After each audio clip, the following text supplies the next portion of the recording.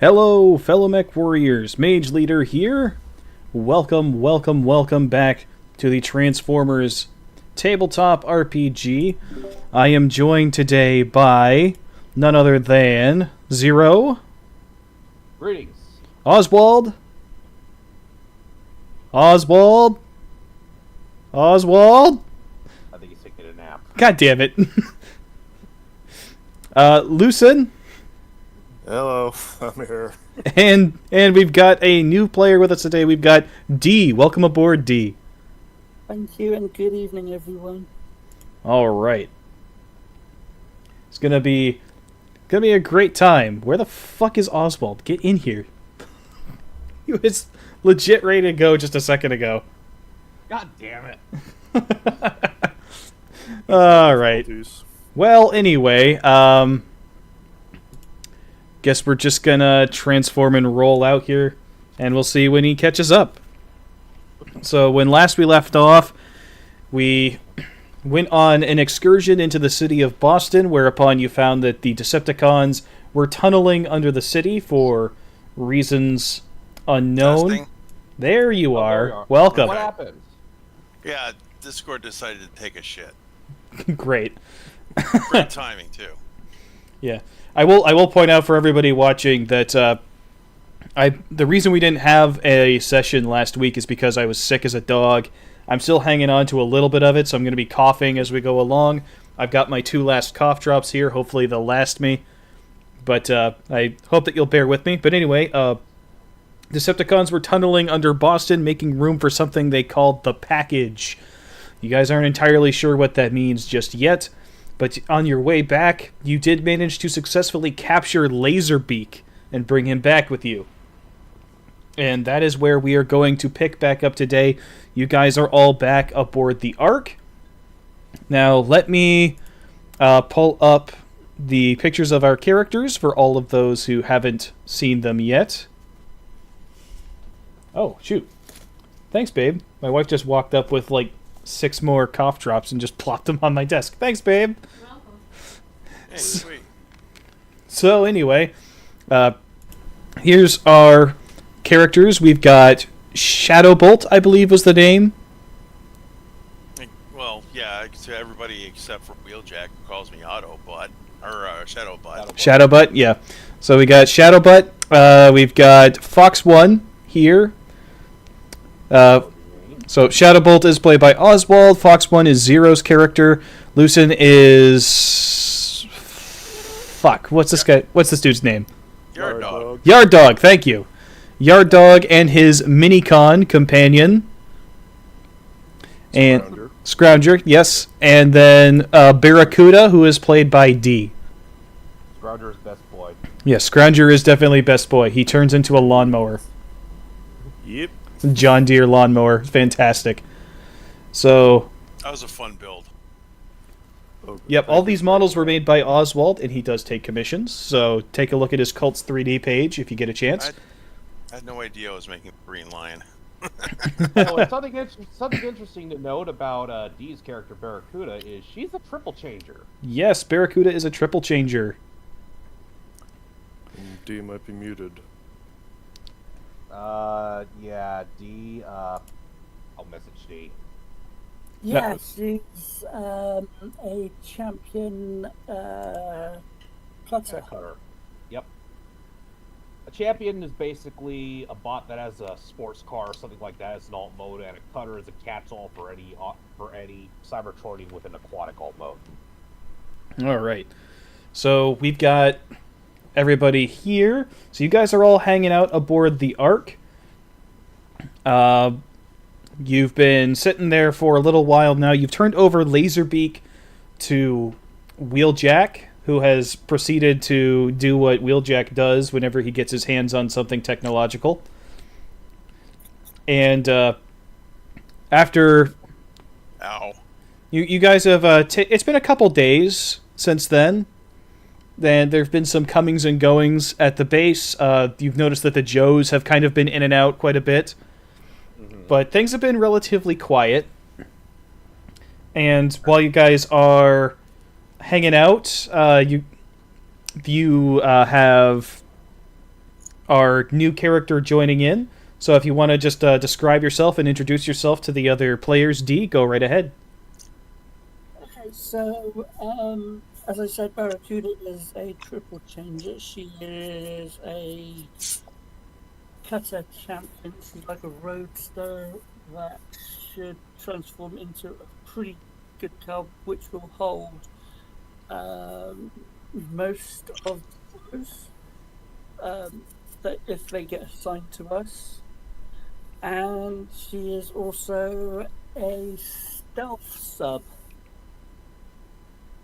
That's about right. It looks like something that Black Mana might use.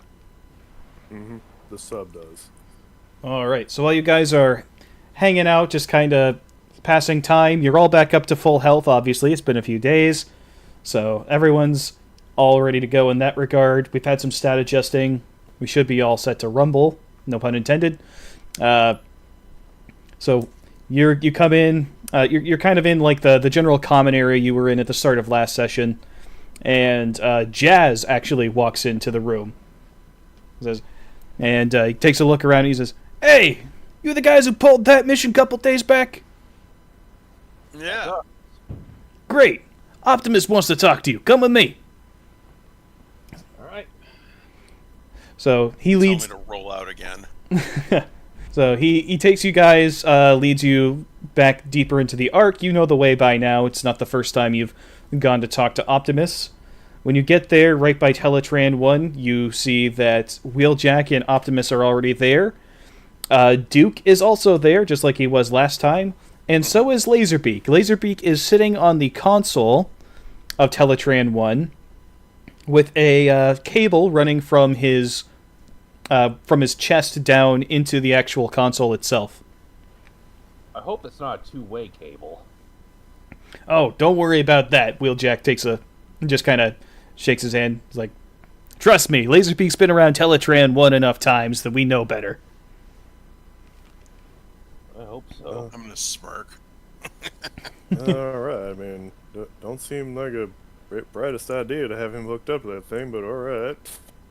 So Optimus kind of clears his throat, or the Cybertronian equivalent thereof of clearing his throat. "I wanted to congratulate you once again on the successful mission. The data we've managed to retrieve from Laserbeak has been incredibly valuable. He's given us pretty much everything we've asked for. In fact, he's been very cooperative." That's Really? nothing new for him. Is I it? never would have thought.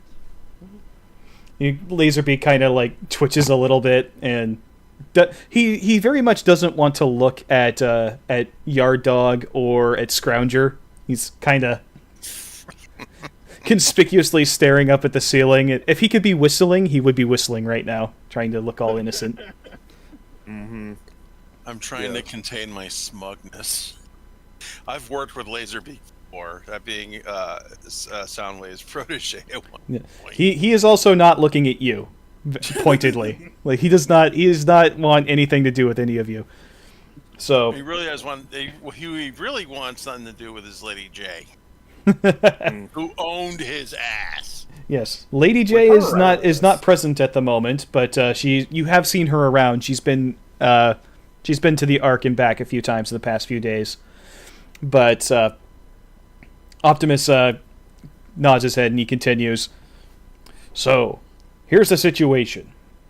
We know that the Decepticons are building something underneath the city. We don't know exactly what. Well, we have a better idea than we did before. Wheeljack?" Wheeljack punches a bunch of keys and stuff on Teletran 1, pulls up some stuff on the screen. And what you see is a technical readout, kind of like a blueprint, cross-section drawing of a piece of technology. There is a very wide and sizable chunk of, I guess you could say it's like a technological brick down at the base, and then a very large tower coming off the top with a dish at the apex of it. Well, that looks pretty involved. I'm gonna roll an insight check Yeah, I'm gonna do the same. because I might have seen this before. Go for it. Well, then Alright. I'm So that's I'm a technically perception savvy. check, and I'm spec'd into that. So that means I roll a d20 and a d2, a d4, and a d6. So yeah, quite a bit. So let's start with the d20. I'm just gonna stare at this thing like a rube. Okay, that's a 9. That's not good. Okay, so the best roll I got is a 13. Okay. Oswald, you were checking as well? Yeah, I rolled a 14. I'm using, let me see, science, technology, communications, computers. What would I use for that?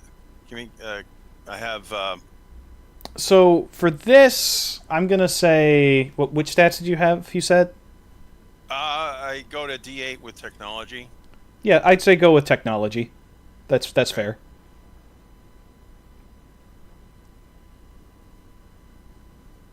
Yeah, one's thinking, I've seen this before, and the other's thinking, I know what that actually is. So, roll a D2, D4, D6, and D8 and take the best of it. Yeah. Mm-hmm.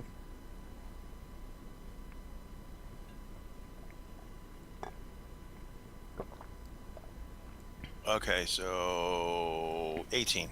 18? Okay. So, 0. Actually, you and Oswald kind of have the same result here.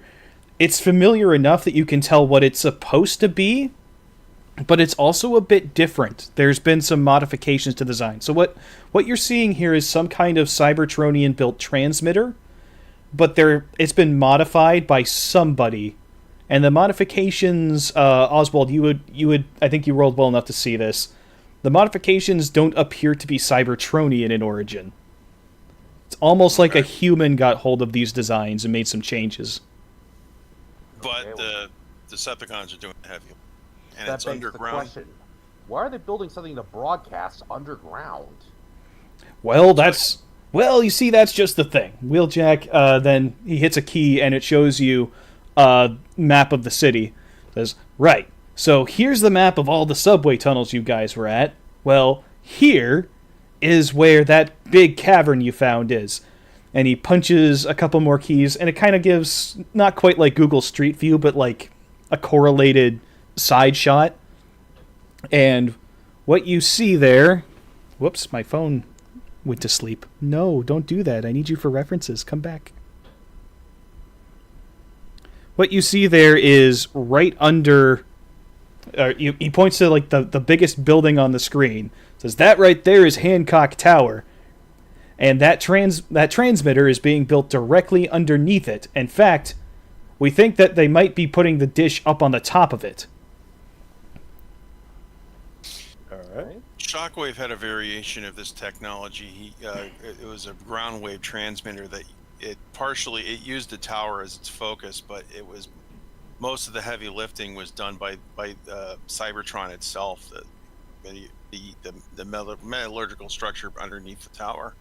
So this could do a lot of, this could be a very large signal projector. It's gonna be like back when Soundwave replaced all music with synthwave. Well, it is the 80s. It was fun for a little, and don't get me wrong, it was fun for a little while, but it got grates on you after the 1,000th hour of it. Well, this thing is a lot bigger than just playing a bunch of music all over the airwaves. We still don't know exactly what it's going to be transmitting. Not even Laserbeak knows that. But he did give us something that might give us a bit of a clue. And he kind of reaches over with his elbow and nudges Laserbeak. Laserbeak kind of jumps for a second and then glances at you guys, pointedly looks away again. And the screen of Teletran 1 flickers, and then it pulls up a video recording. And you see... A couple people there. One of them is very clearly Starscream. The other is a lot shorter.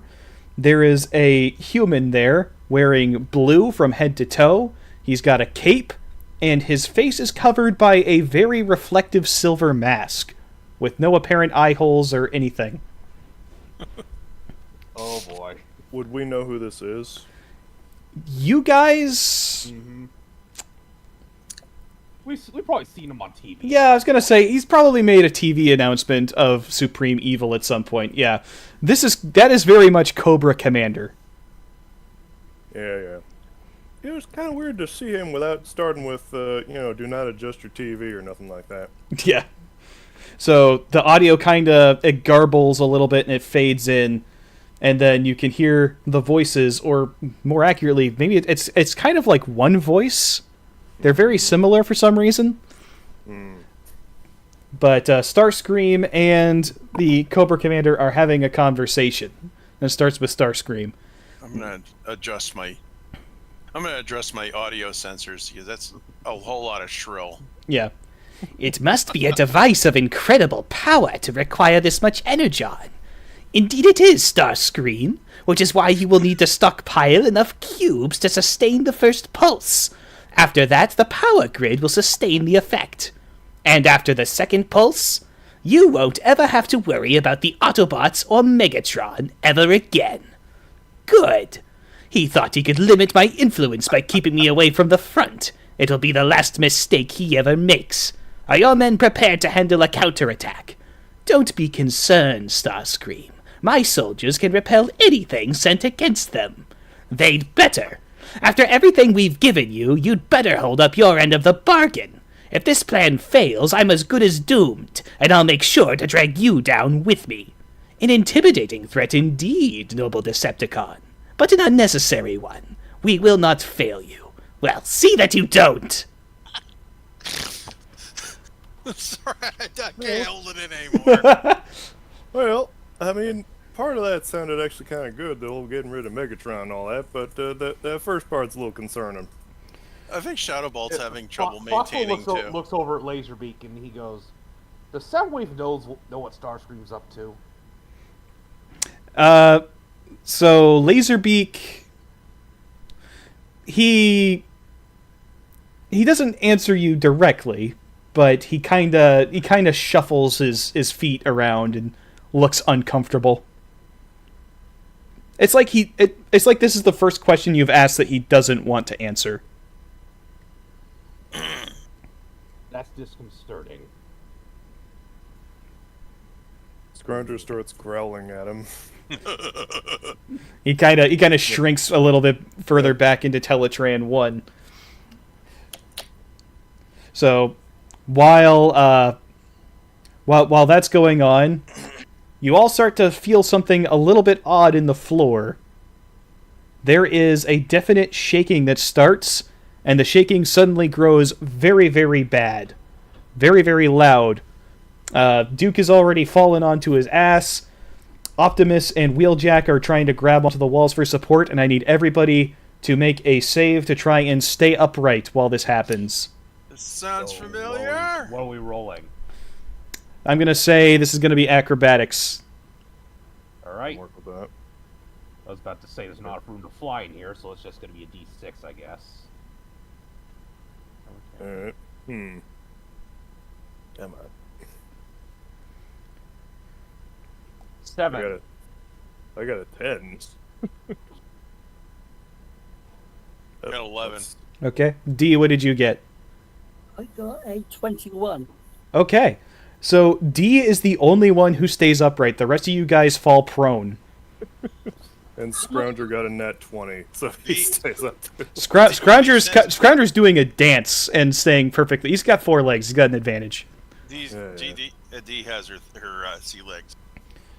There you go. All right. So Hey.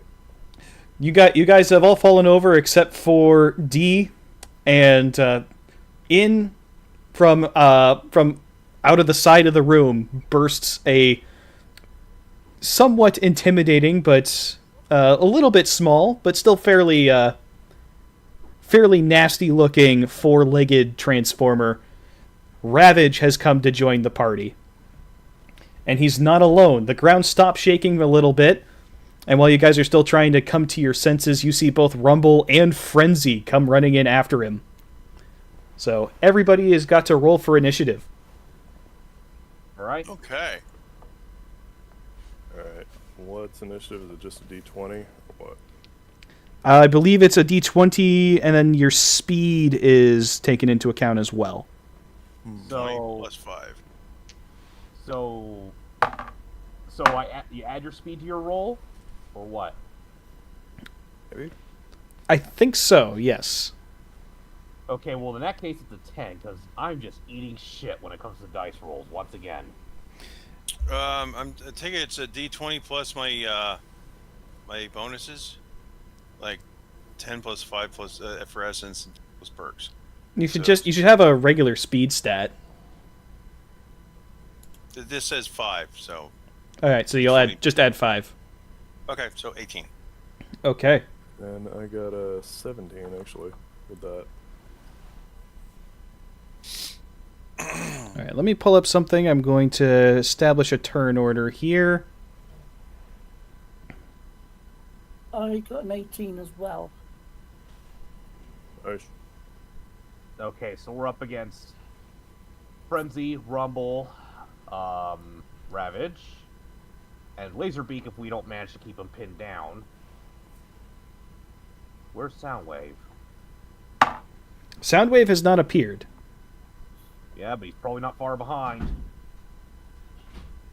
Well, I mean, you got at least 3 Autobots there besides us. You got Okay, so everybody give me your totals one more time. 10. Okay. 18. 17. What about you, D? 18. Okay. Okay, so I see Oswald and D, you both have 18. Mm-hmm. Okay. Need you guys to both roll a D2. We're going to see which one of you is going to go first. I got a 1. Okay.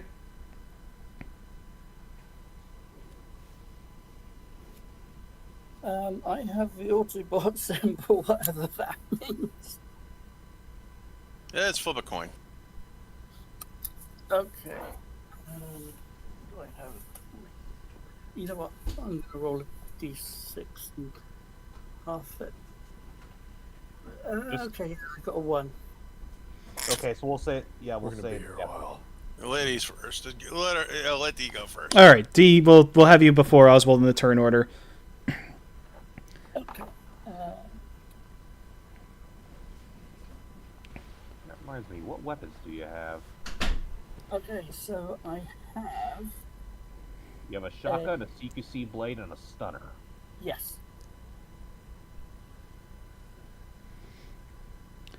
All right. So Ravage is going to go first because he got 26. He is a speedy boy. Yeah. But he actually doesn't seem particularly interested in you guys. He makes a lunge directly for Laserbeak. And he bites directly through the cable. Laserbeak is now loose and he takes flight. Next up is Frenzy. Frenzy is going to take a swing at the kneecap of Oswald. So what's your evasion, Oswald? My evasion is 17. Okay. Do this as... Not even close. He completely misses you. You're still prone. He actually gets a... Oh, he misses that too. Okay. So next up is going to be D. Okay. I'm going to see if I can hit Frenzy and Rumble with the shotgun. Mind you, the shotgun can hit multiple targets, Mage. It can Okay. hit 2 targets.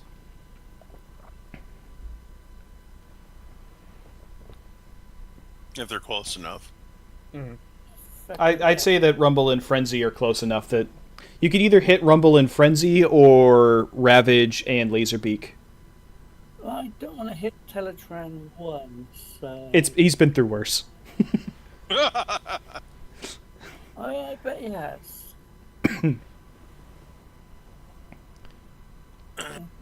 So So Here, Teletran went, oh, sister, let me tell you. Teletran fell out of orbit and was fine after, a couple million years. yeah. Yeah, that reboot cycle is kind of a bear. Do I roll to hit? Yeah, you roll whatever it is, shooting or gunnery. What's it called? You roll targeting, so it's a d20 plus the die you have in targeting the skill. Right, okay.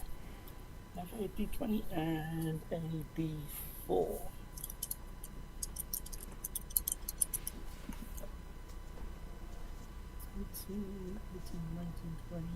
21. 21? Okay. Weird. So were you shooting at Rumble and Frenzy, or... Rumble and Frenzy. Okay. So yes, you have dealt damage to both of them. How much damage does a shotgun do when you split up? So one per? One each. One each? Okay. Yep, they each take a point of damage. Oswald, it is now your turn. Okay, I am going to swing myself around while prone and grapple Frenzy after he tries to, hit me, after he tries to kneecap me. Okay. That's going to have a snag. Okay, because I'm prone. Yep. Okay. You can spend half your movement to get up, and then... Okay, I will do that then. Yeah, that'll get rid of the snag. You can just roll normal. So is this going to be athletics? That's going to be... Yes. That should be your strength, I think. It's going to be your strength versus his evasion. Okay.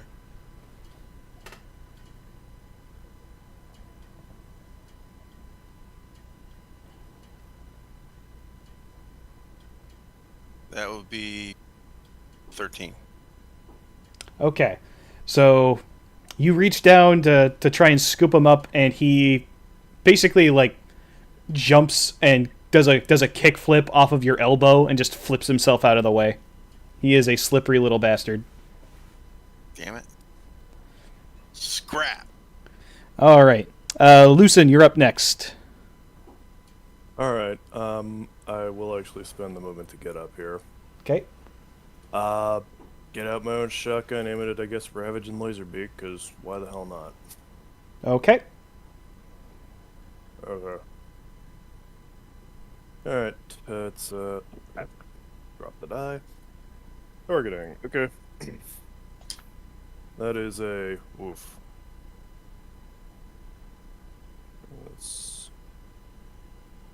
That's a 10. Okay. Which probably just takes a chunk out of the wall. So, yeah, your two shots land precisely 6 inches above either of them. And they glance up at the spot that you hit, then glance back at you, and there's disappointment on their face. Yeah, then I give a little whistle and send Scrounger in at Ravage. Okay. So he's going to make a This physical is gonna attack. be fun. What's that? Catfight. Yeah, pretty much it's a might check, I think, so he's slightly better at this than I might be, so let's see how this goes. Yeah. That's a 16. Almost. So he takes a swipe, and it goes basically a hair's breadth away from Ravage's face. Just to the point where, if he had whiskers, he'd have lost some whiskers. But no, it doesn't quite hit him. Alright. Rumble is up next. He runs directly towards Scrounger, and he's going to try and take a swing at Scrounger. What is Scrounger's evasion? 12? Here goes. Minicons aren't tough, you see. So there's that, and then D4. Except for Ravage. Ravage just seems awesome. He got a total of 12. So he deals 1 point of damage to Scrounger by punching him directly in the face. Oof. Alright, well, Scrounger normally has 2 health, so he tanks that one at least. Yep. Next up is Zero. Alright. Well, first I'm going to get up, and then I'm going to put that Vulcan to work and knock Laserbeak back down if I can. Okay. go ahead and give me the attack roll. All right. Yeah. All right. So that is a D20 plus a D6, at least if I didn't screw this up when I was respecing. 14. 14 is not enough to hit Laserbeak, unfortunately. Laserbeak is gone full evasion mode. He is flipping and flopping all over the place, and you're able to kind of just scorch everything around him, but he is flying his heart out. And Renfield, you asshole! everyone in the turn order has gone. He books it directly toward the exit. I love that Barracuda was trying so hard to be precise, and then Fox 1 just opens a bloody minigun on it in the area of Not a Teletran 1. minigun. Not a minigun, a Vulcan. So Close enough. I'm just glad he's carrying it. That it Vulcan's a wasn't lot bigger powered than a by. minigun. So Laserbeak has fled the battle. Ravage is going to attempt to do the same. He's going to. So Scrounger is in melee range with him. He's going to get a free hit when he tries to disengage. So Free swing anyway. Give Alright, him a here swing. we go. Alright. 16 again. So. yeah, missed. he like smacks his tail as he goes by, and the tail just kind of like bobs out of the way. Annoying, but okay. Frenzy is going to do the same. Oswald, you get a free try to hit Frenzy. Yeah, fuck it. I'm gonna shoot him in the face. Okay. I'm not calling a shot. Right. Just make the attack roll. Oh, wow.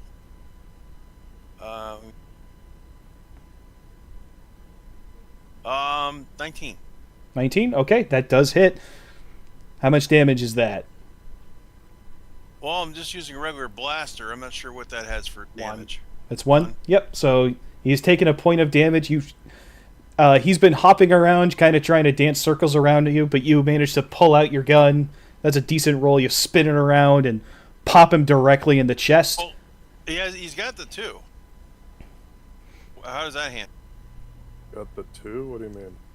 He's got 2 blasters. You used one for the weapon attack though. Okay, you can only do that, or You can attack with a single weapon per turn. oh, all right. Yeah. So he gets shot in the chest. He flies back a good 10 feet from the impact, lands closer to the door, which is exactly where he was trying to head.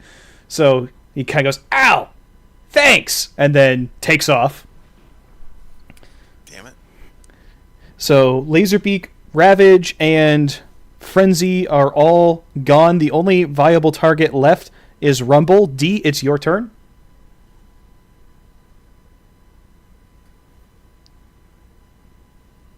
D? Okay, so I'm going to see if I can stop Laserbeak with the shotgun. Laserbeak's gone. It's gone. Right, okay. She then turns to whomever it was who was interrogating Laserbeak and said, "You know, you should have used blaster." Rumble's still right there. Yeah. And so yeah, I'm going to take a shot at Rumble. Okay.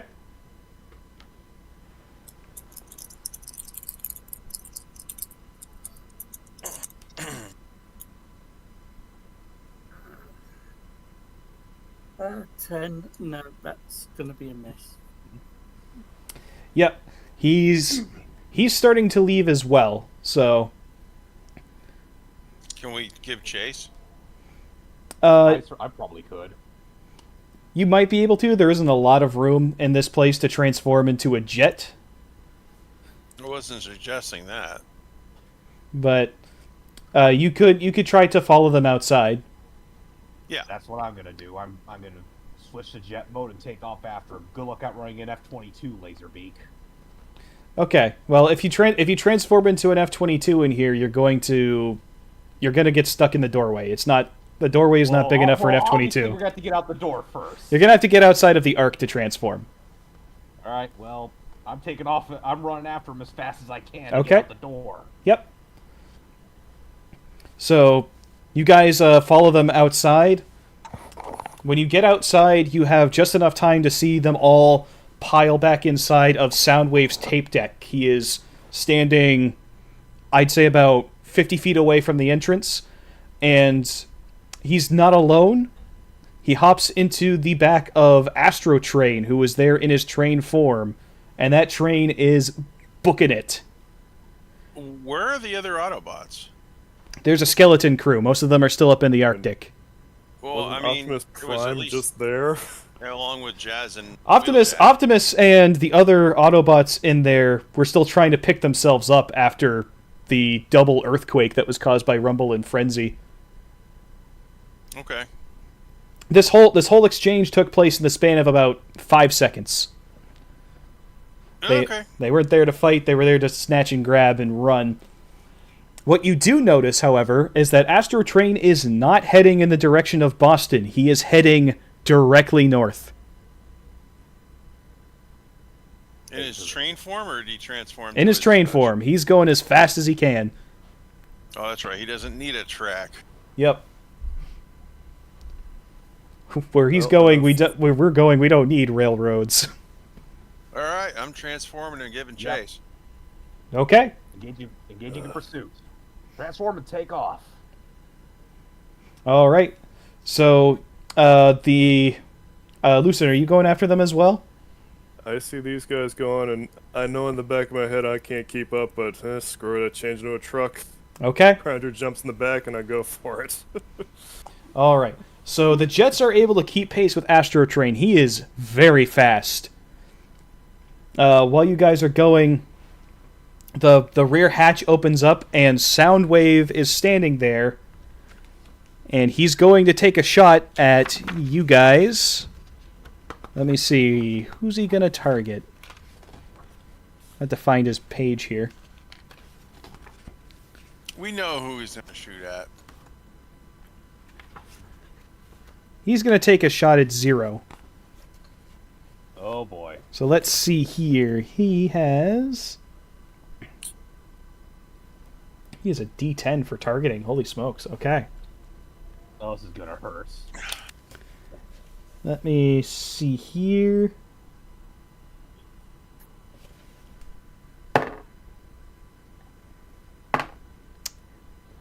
So he has got a 25. Well, I'm fucked. So I'm assuming that's going to hit you. Let me see. How much damage does a sonic projector do? 2, so that's half my health gone. Yep, you are hit badly with the sonic projector. And that also deafens me. All right, you can't hear shit. You have been hit with a massive blast of sonic energy. Yeah, which means basically he can't communicate with anyone. But ouch. All I right. see it. So you guys can take a shot back if you want. Yeah. Okay, go for it, Oswald. Let's get you doing an attack here.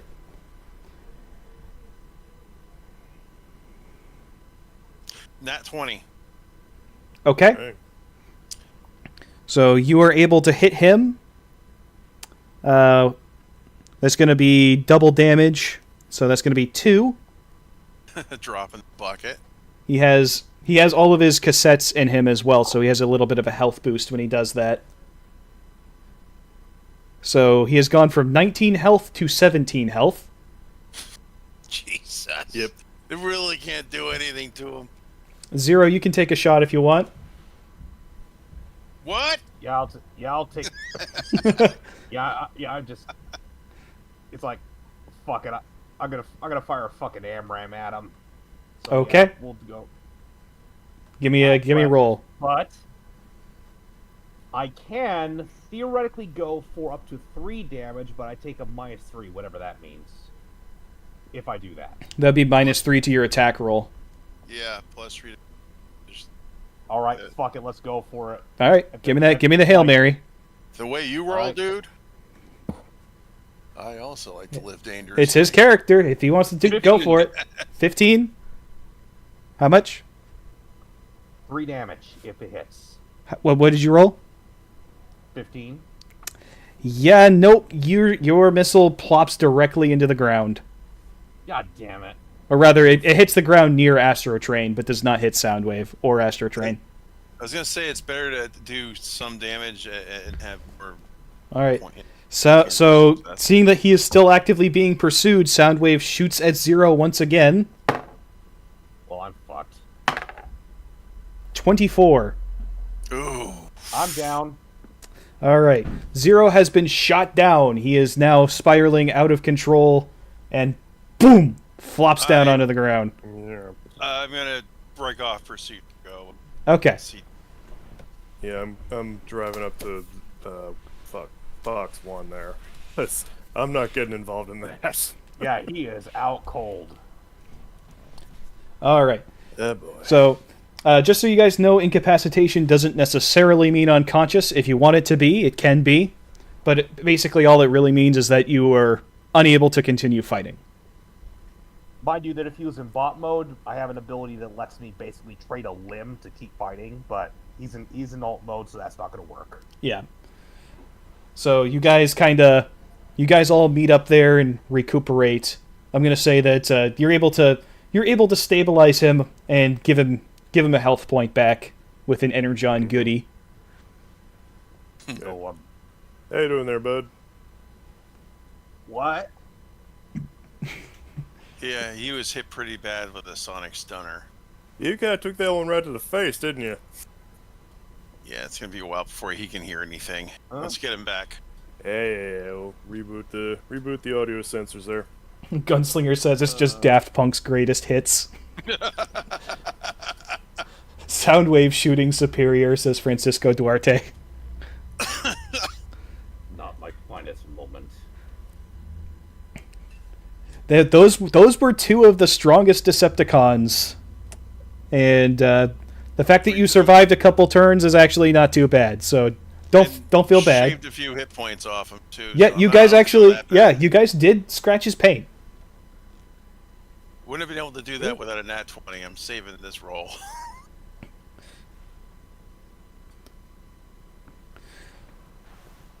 So what's the plan, guys? We're gonna bring everybody back to the arc. I need repairs, so... Yeah. Yeah. You We're bringing him back to the arc. All right, yeah. you guys managed to get back to the Ark, no problem. You show up, and Optimus looks rather concerned about Fox 1, and he sends you over to Wheeljack. Wheeljack gets you hooked up to the table. He starts making some repairs on you. It's not quite as nice of a job as somebody like Ratchet would do, but it gets the job done. So How many points of health do I get back? you get them all back. Okay. I'm kind of Enough to pissed. function. Yeah, Kind of pissed that we lost Laser that quickly and that easily. Well, Soundwave does not like it when people steal his babies. He gets very upset when people do that. Should have anticipated On the other hand, You guys got some good information out of Laserbeak, though. Some really good Yeah. info. Fox One notes this could be a blessing in disguise. It's just Shadowrun's pride. Because I did point out that Soundwave may not necessarily know what Starscream's up to.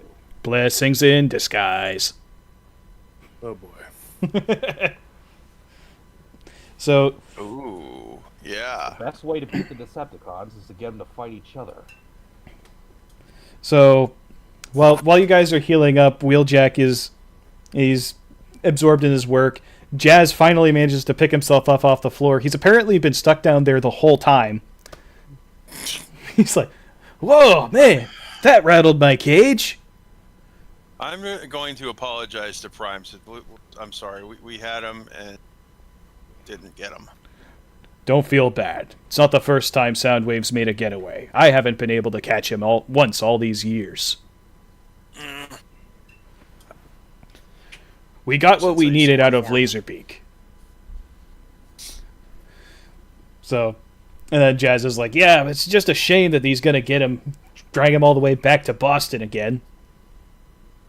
Well, actually, They weren't going to Boston. Yeah, they were heading north. North. Prime kind of folds his arms. Interesting. It seems that they're headed up to rendezvous with Megatron in the Arctic. Bridge? Perhaps. Or, if the transmission or the recording with Starscream was any indication, perhaps Soundwave got a hint of Starscream's plan. Oh, I like where this is going. That might actually work out for us then, couldn't it? It could. Soundwave's nothing if not loyal to Mega. So, I mean, maybe he'll take care of business for us. Perhaps. We still don't want him getting his hands on the device. Duke manages Duke manages to get up and dust himself off. He's also just been kind of lying there, feeling rather sick, because the double earthquakes hit him harder than any of the Cybertronians. But he gets up. He's a mountain. And he says, well, regardless, we're going to have to push up our timetable. I've got some information that's come in from Boston. We got to get moving fairly quickly. Prime, you want to fill them in on the plan? Right. So, we need to mount an assault on the city of Boston, and we need to do it quickly.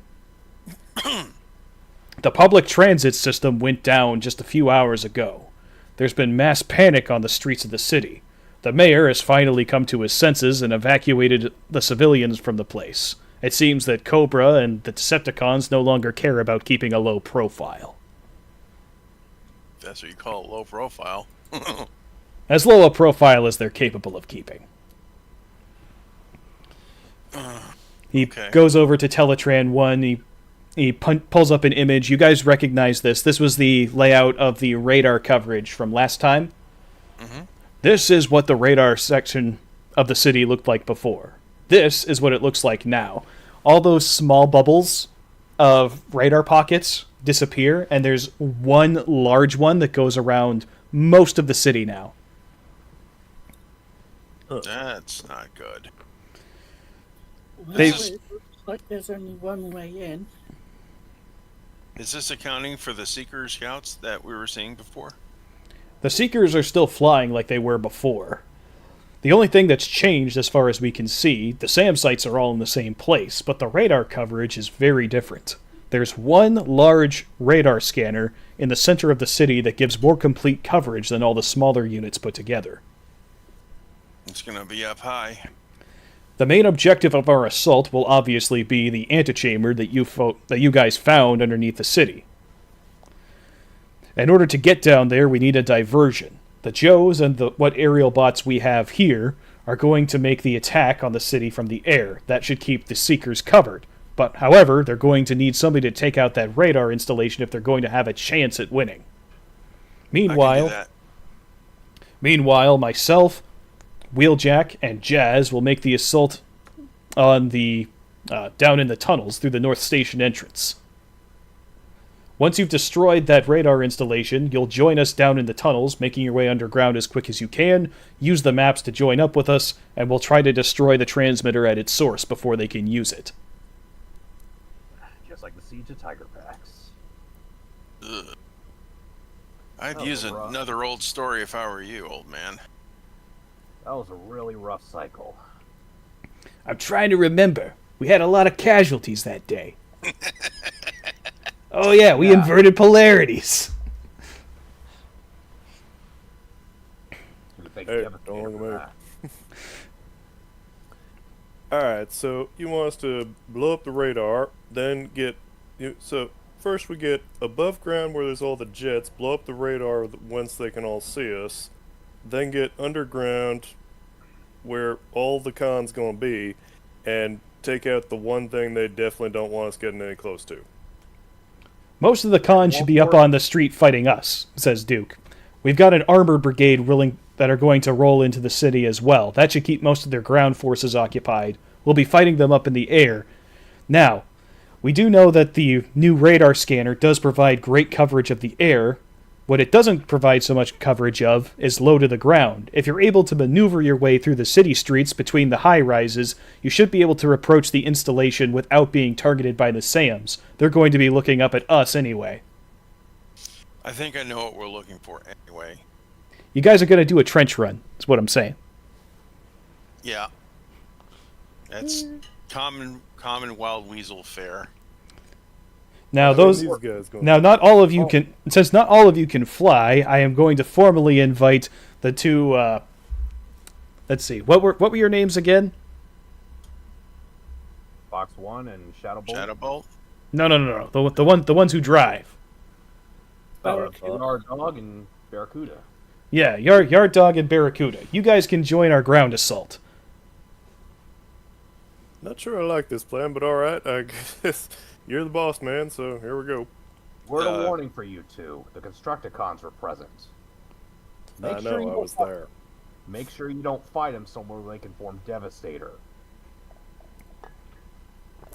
Yeah, Alright. it sounds like that's exactly where we're going to be fighting them, though. I mean, out in the open on ground level. If they're still underground, they shouldn't have enough room. But you never know. What about you, big guy? You gonna be up to hitting the sky again? That's the plan. Okay. All right. The plan is set. Autobots, roll out. Once more with healing. Yard dog. I know he's just laughing at me there because the way I react. Pretty much. Fly. I'm gonna turn into my alt form and just roll out with my landing gear. Slowly grinding out the door. Yeah. Optimus looks at you and he just kind of like face palms. Yep. He looks over at Wheeljack. He's like, "They know what I meant, right?" All right. So you guys leave the Ark. You're traveling on your way back to Boston. No, I'm not taxiing there. Yeah, Oswald taxis the whole way to Boston, going 3 miles per hour the whole way. It's like Romancing the Stone. You see that film? Oh boy. Only seen parts of it. On board. This is Space Invader. All right. Your dog's kind of pushed him from behind. He's like, get up and get going, you flyer. All right. So the Flyers are going to be approaching Boston first. That's going to be Oswald and Zero. So you guys get to the city. When you get there, you can see that the fight is already underway. There is an obscene number of aircraft in the air above Boston right now. There are Sky Strikers. There's a couple aerial bots. You think you might have actually spotted Jetfire flying around up there. And the Decepticon Seekers are going absolutely ham up there. And every once in a while, you'll see a missile fly up from one of the high rises up into the melee. It's absolute pandemonium up there. Guessing there's the Cobra Rattlers up too. Yeah. Yeah, you can see the air traffic controllers at Logan. Cats and dogs Boston living Center, together, just going massive nuts. stereos. It's everything is fucked in the general direction of up. All right, so what we're looking for, I believe, is a slab phase array radar like the Spy 1. Yeah, your sensors are very easily able to pick up where that radar installation is. Your navigation system, you still have the maps from before. You can kind of tweak it on the fly to pull up like a real-time trench run map of the city to get you there. Okay, and once I get there, I can use one of concussion grenades. Though they're not very sturdy at all. Good thing I specialized in flying. I'm going to need it. All right. So you guys head on straight in. As you approach the city, there's a couple of Seekers who are kind of hanging out on the edge of the dogfight, like they're a little bit too nervous to join in the furball, but they see two jets flying in from out of nowhere, and they drop in on behind you. They're both going to take a shot. Boy. So first up, Are these name seekers or just they're just generic. First guy is not even close. Second guy's going to take a shot at Oswald. Tally-ho. What is your evasion, Oswald? 17. Okay, he just barely misses you. You feel the heat on the energy as it zips past your canopy. Son of a bitch cut me off. So as you guys are flying along, you come up to the first sharp turn. So you guys can give me acrobatics, piloting, whatever the heck stat you're using. I'm gonna slow down to the so that the other guy can catch up. I'm gonna try to lure him and get him a kill on. You're gonna hit the brakes so he flies right by? More like I'll drive him, but close enough. Okay. And I am actually going to try and pull a Colbit on him. You know what that is, right? No. It's basically when you do a reverse somersault in an aircraft with thrust vectoring. It's similar to a Cobra, but it's a full flip instead of just halfway.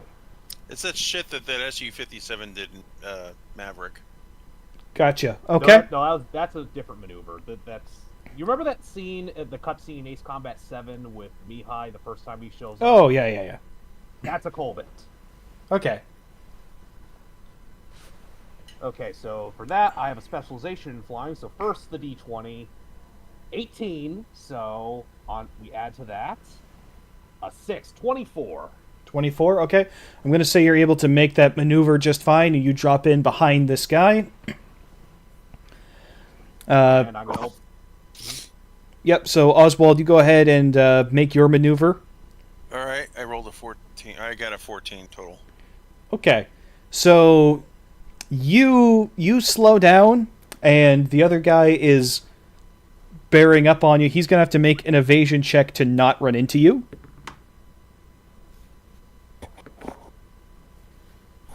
He fails. You two collide. Oh, now that's a maneuver kill. Yeah, you have bumped into each other, and you are now falling. So I'll let you do a roll to see if you can get out of the dive. He's going to do the same. How do you want me to handle this? Same as we did for your maneuver. Okay. They're just a different number to beat. All right, I'm gonna have to send you a picture of this mage because I just rolled another nat 20. No, don't worry about it. Okay. Yeah, no, you. So in the process of slowing down this Decepticon, you actually lowered one of your landing gear, and it almost looks like you punched him, and it smacks directly into his canopy. So the impact does send you reeling a little bit, but you're able to pull your nose around and actually make it look pretty cool. You're still airborne just fine. So now that he's taken damage from this. I just weaponized airborne slam dancing. And Fox would ask him, "Did you mean to do that?" I don't remember. So he takes a point of damage and he spirals down, and he also manages to recover, but he is now flying ahead of you. Zero, you can take your shot on the guy that you dropped in behind. All right, opening up with the Vulcan. And as I noted in a DM, I actually made a mistake on my targeting roll, so it's actually a D4. Okay, that's fine. So we're going to do a D4. And I roll... So that's a 4 on the D4. And 22. Oh. Okay. The D4 is a 4, so that's 22 total. Yeah, you very easily hit him. If he's still kicking, I'll throw a couple of magnetic blaster shots. I'm about to say, I'm pretty sure these generic seekers have 3 or 4 health, so that it hurt him, but he's probably still flying. Yep. So as you guys are going along, what I'm going to have you do is contested flying rolls to see who is on the tail of who for the next turn. And that will determine who gets to shoot. So that's how we'll handle it. Okay. Well, you did say that other guy that was in front of me. Yes, he is in front of you, so you're going to get a shot on him this turn. Zero, you're going to have... I'm basically going to do a contested roll for dogfighting between you two. So it'll be another acrobatics check. Yep, contested acrobatics. Okay. What'd you get? Who are you asking? 0. I'm going after the same guy that I was. Oh, you asked me what I rolled? Yeah, what'd you roll? Oh, I didn't roll yet. Well, roll, damn it. All right. Oh, that's not good. 13. All right, well, he got a 9, so you're on his tail. So you guys can both take a shot. All right. Opening fire with the Vulcan. Going for guns kill. That's 12 plus D4 is a 14. Okay. So, yeah, you hit. That's another point of damage. Oswald, you can take a shot.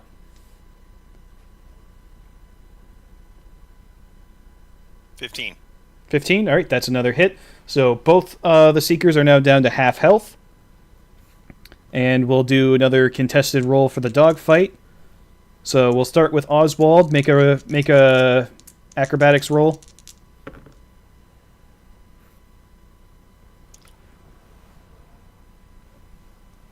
Uh, 12. Okay, he got 18. He is on your tail. And he's going to take a shot. 16. Just barely missed me again. Okay. Now, Zero, go ahead and Yep. roll yours. Ooh, Oh, that wasn't good. I rolled a 6. he got a nat 20. Oh, god damn it. Shit. So you're chasing this guy, and he just kind of disappears. You're not sure exactly what happened to him. One second he's in front of you, and the next you feel energy blazing past you as he takes a shot, and it doesn't come anywhere near you. But it was a very cool maneuver. Not bad for a rookie. All right, we'll do another. Like he says that on open comms. He's outright complimenting the guy. Not bad. He's like, thanks. All right, so Oswald, give me your acrobatics check for the next dog fight.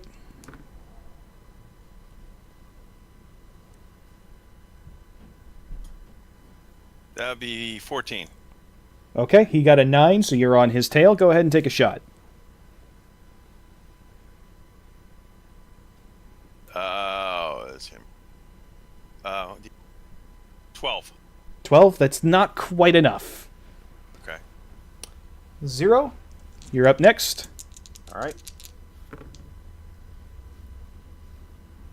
God damn it, 8. What the fuck? Yeah, he got a 17, so he's still behind you. I just can't get a good roll to save my life. He's going to take a shot. 12. That's versus some. my evasion of 16. Yep, nope, he missed. Loan you one of my nat 20s. It seemed to be. I mean, those are probably the only ones I'll get out. All right. Next round. Oswald. All right. Come on, big money, no whammies. Oh 14. my God. He got a nat 20. Fuck. So, similar to the last one, he's learned his lesson. What he actually does, he transforms himself as you're trying to swoop in for a shot, and zips past you, and he fires kind of like he stands above you, so you fly under his feet, and he's shooting down as you go past. And he rolls 12, so he did not hit you with his shot. Ballsy, but... So now, Zero, it's your turn. Alright. Total of 19. Okay, he got 12. You are on his tail. Go ahead and take a shot. Alright.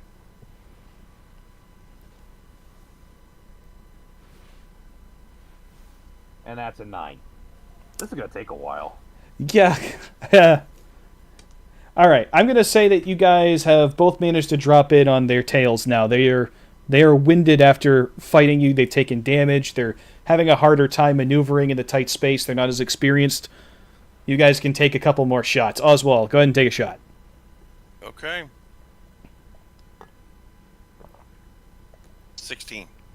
Yep, that's a hit. 8. That's a miss.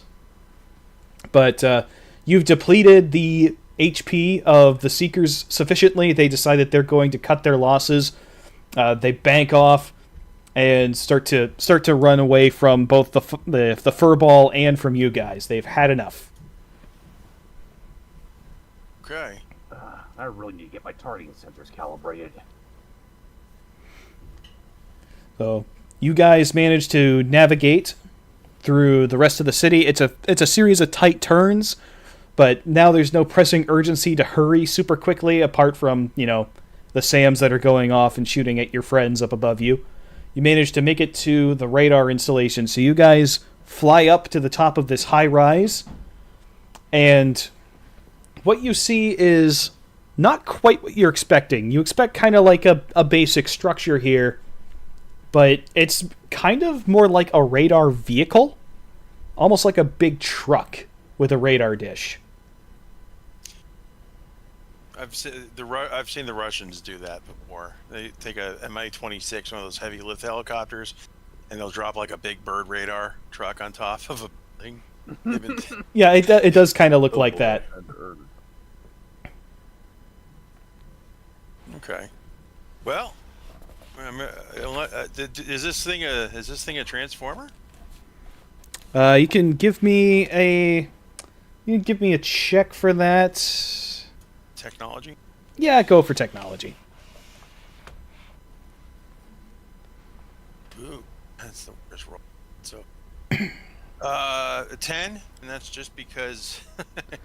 Okay, yeah, I got a 10 total. Well, it doesn't have a Decepticon insignia on it. In fact, it has where you would expect to see a Decepticon insignia, a Cobra insignia. Okay. Well, it's dead anyway. Let's kill it.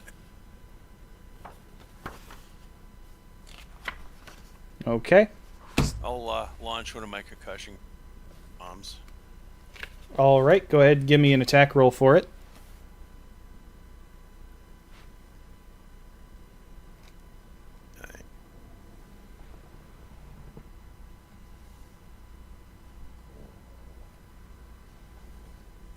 All right.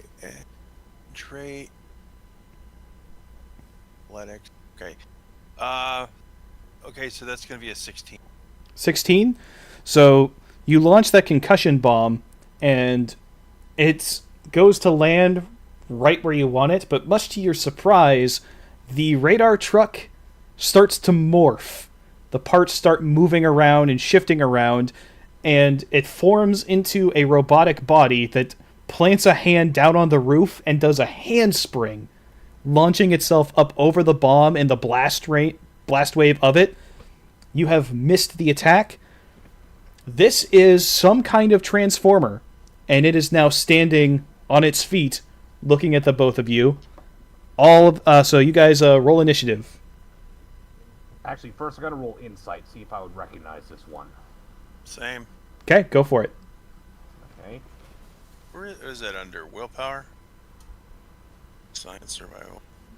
Okay, Oh, why don't you alertness. even bother rolling this shit anymore? I got a fucking 5. Ugh.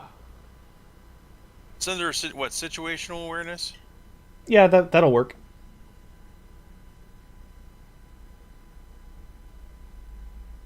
19. 19? Mm-hmm. So, Zero, you've never seen this before. Oswald, you haven't seen it before either. What you do notice is that this isn't a Cybertronian. This thing has a cockpit. There is a Cobra soldier inside of this thing. Got it. Scrapping me. Yep. This thing is some kind of Cybertronian tech hybrid machine that is being piloted by a Cobra soldier. Wow. Okay. Now roll initiative. Yes. Alright. Okay. 20.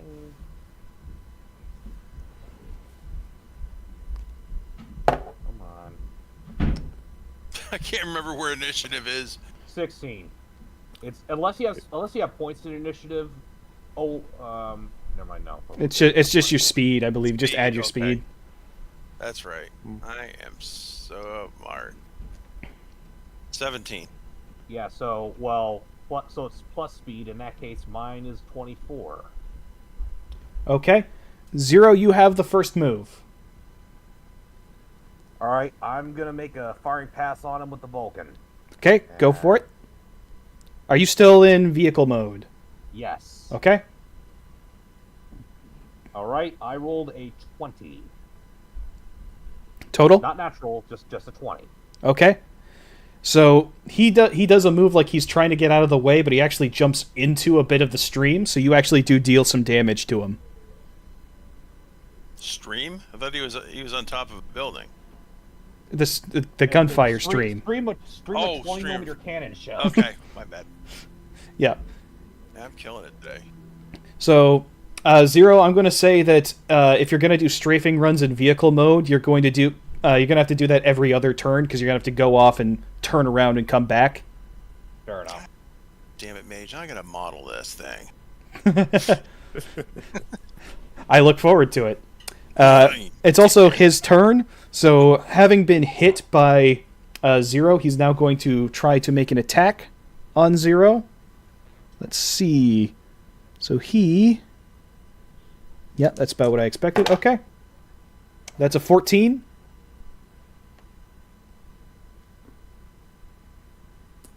Does a 14 hit you, Zero? No, my evasion is a 16. Okay, so he misses you. Oswald, it's your turn. Okay, I'm gonna transform and try to.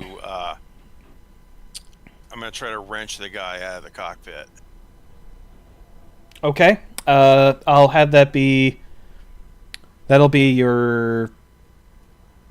I'll have it be your might against his evasion. Okay. We'll treat it as a grapple. Okay. This isn't gonna hurt.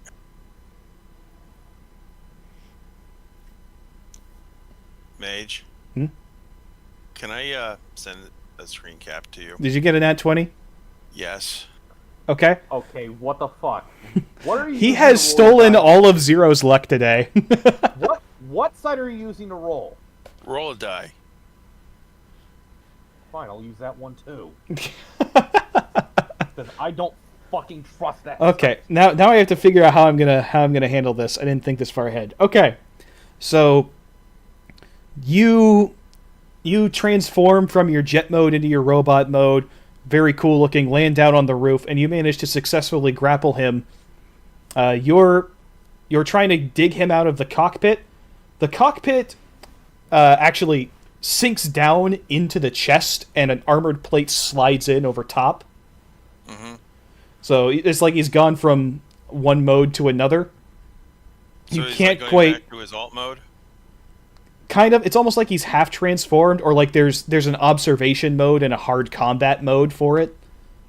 It's a radar truck. Why would I have a Garwalk mode? It doesn't have a Gerwalk mode. It's just got like a, oh no, hide me. I don't need to see right now type of mode. Well, yeah, but now he can't. But you are now successfully grappling him, so he's going to have a snag on all of his actions unless he can break free of you. Also, when you get a chance, check your DMs, because I really did get that. No, dude, I believe you. You wouldn't lie to me. I know. I wouldn't believe me. Yeah, you got like 4. I of them? played tabletop enough to know that like this sort of thing does happen sometimes. I'm not worried about it at all. Don't sweat it. Okay. So he is now successfully grappled. In fact, since that was a nat 20, I'm going to give him a point of damage. I'm going to say that you hit him pretty hard when he came in as well. All right. Trust me, you're going to want that. Yeah. So now it is Zero's turn again. You did a flyby, so, So I got to turn back around. you're turning around. So that means it's his turn again. So he is going to make a... Let's see... We'll do strength against your strength. What is your strength, Oswald? My strength is... Or your toughness? Toughness is 12. 12? Okay. He got a 13. He is able to break free of your grapple, but he used his action to do that. So he does not attack. It is now your turn. So he's his head is, or his cockpit is still covered? No, he is able to... Once he breaks free, the cockpit kind of like chunk goes back up into place. Okay, well, I guess I'm gonna try to just punch him then. Try to knock him down. Okay. Try, what a push or a shove or something. Give him a shove. Okay. So go ahead and do a strength.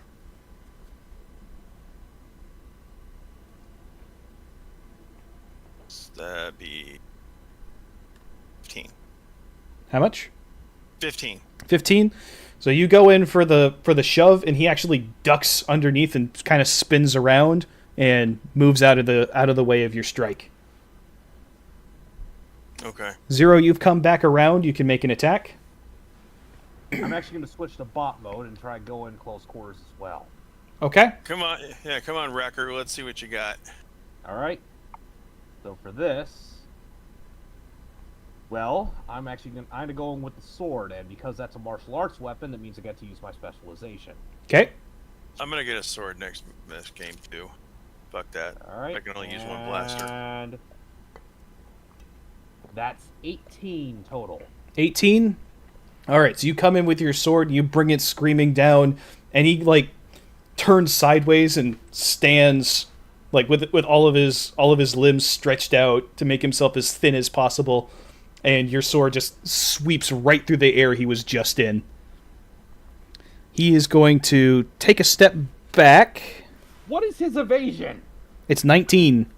Why is it You so gotta be high? kidding me. Because I gave him the same stats as a Decepticon commando.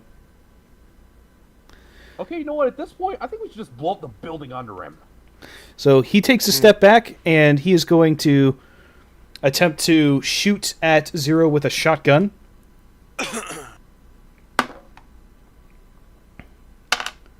17. I take a point. Okay. Oswald.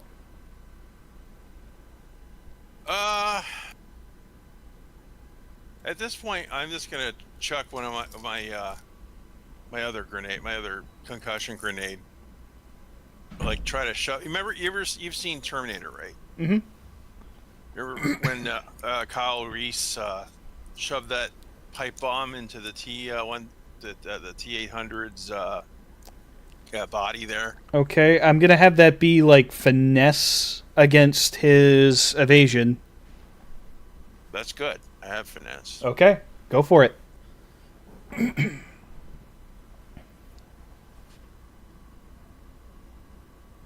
18. His evasion is 19. Fuck. So This there's guy's now never the gonna bomb fucking- goes off next to him though. Well, This guy's never gonna fucking die. okay, so you have the bomb, you've activated it, you've reached out to try and put it on him, and he's pirouetted out of your way. I'm gonna say if you want, you can turn it back off and have it not explode. All right. Because you're still holding it. Okay. All right, Zero.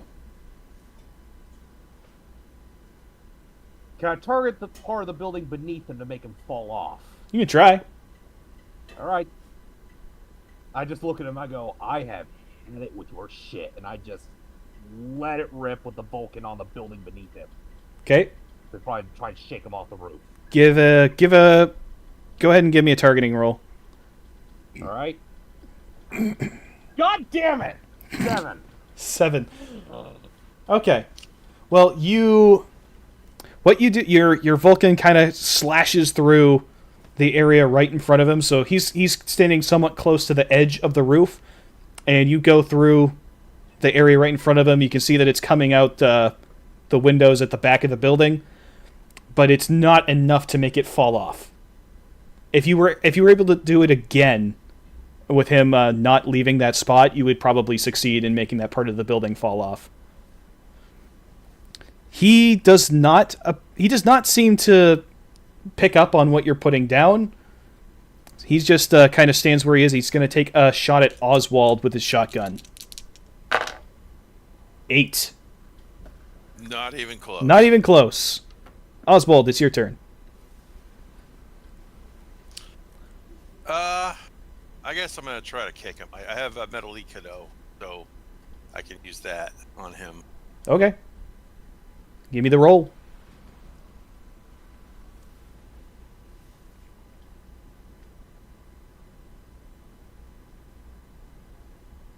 Oh, 15. Damn it, I missed it. Yep, not quite. So you go and you throw the kick. He jumps off to the side. And you kind of take a step back to where you were. He is now standing where... Can I make a I was going to say, can I make a suggestion? Sure. With all these jumps that everybody's doing, and a zero shooting at the top of the building, structural integrity from the top of the building has... It's not in great shape, no. Zero, the guy hasn't moved from where he was last time you shot. And the section of the building he's on does look pretty rickety. I'm going to shoot at the same spot again. Okay, give me the roll. I got the exact same roll. Well, fortunately, that is enough. So you pepper the area down there. You manage to hit the spots that weren't hit last time.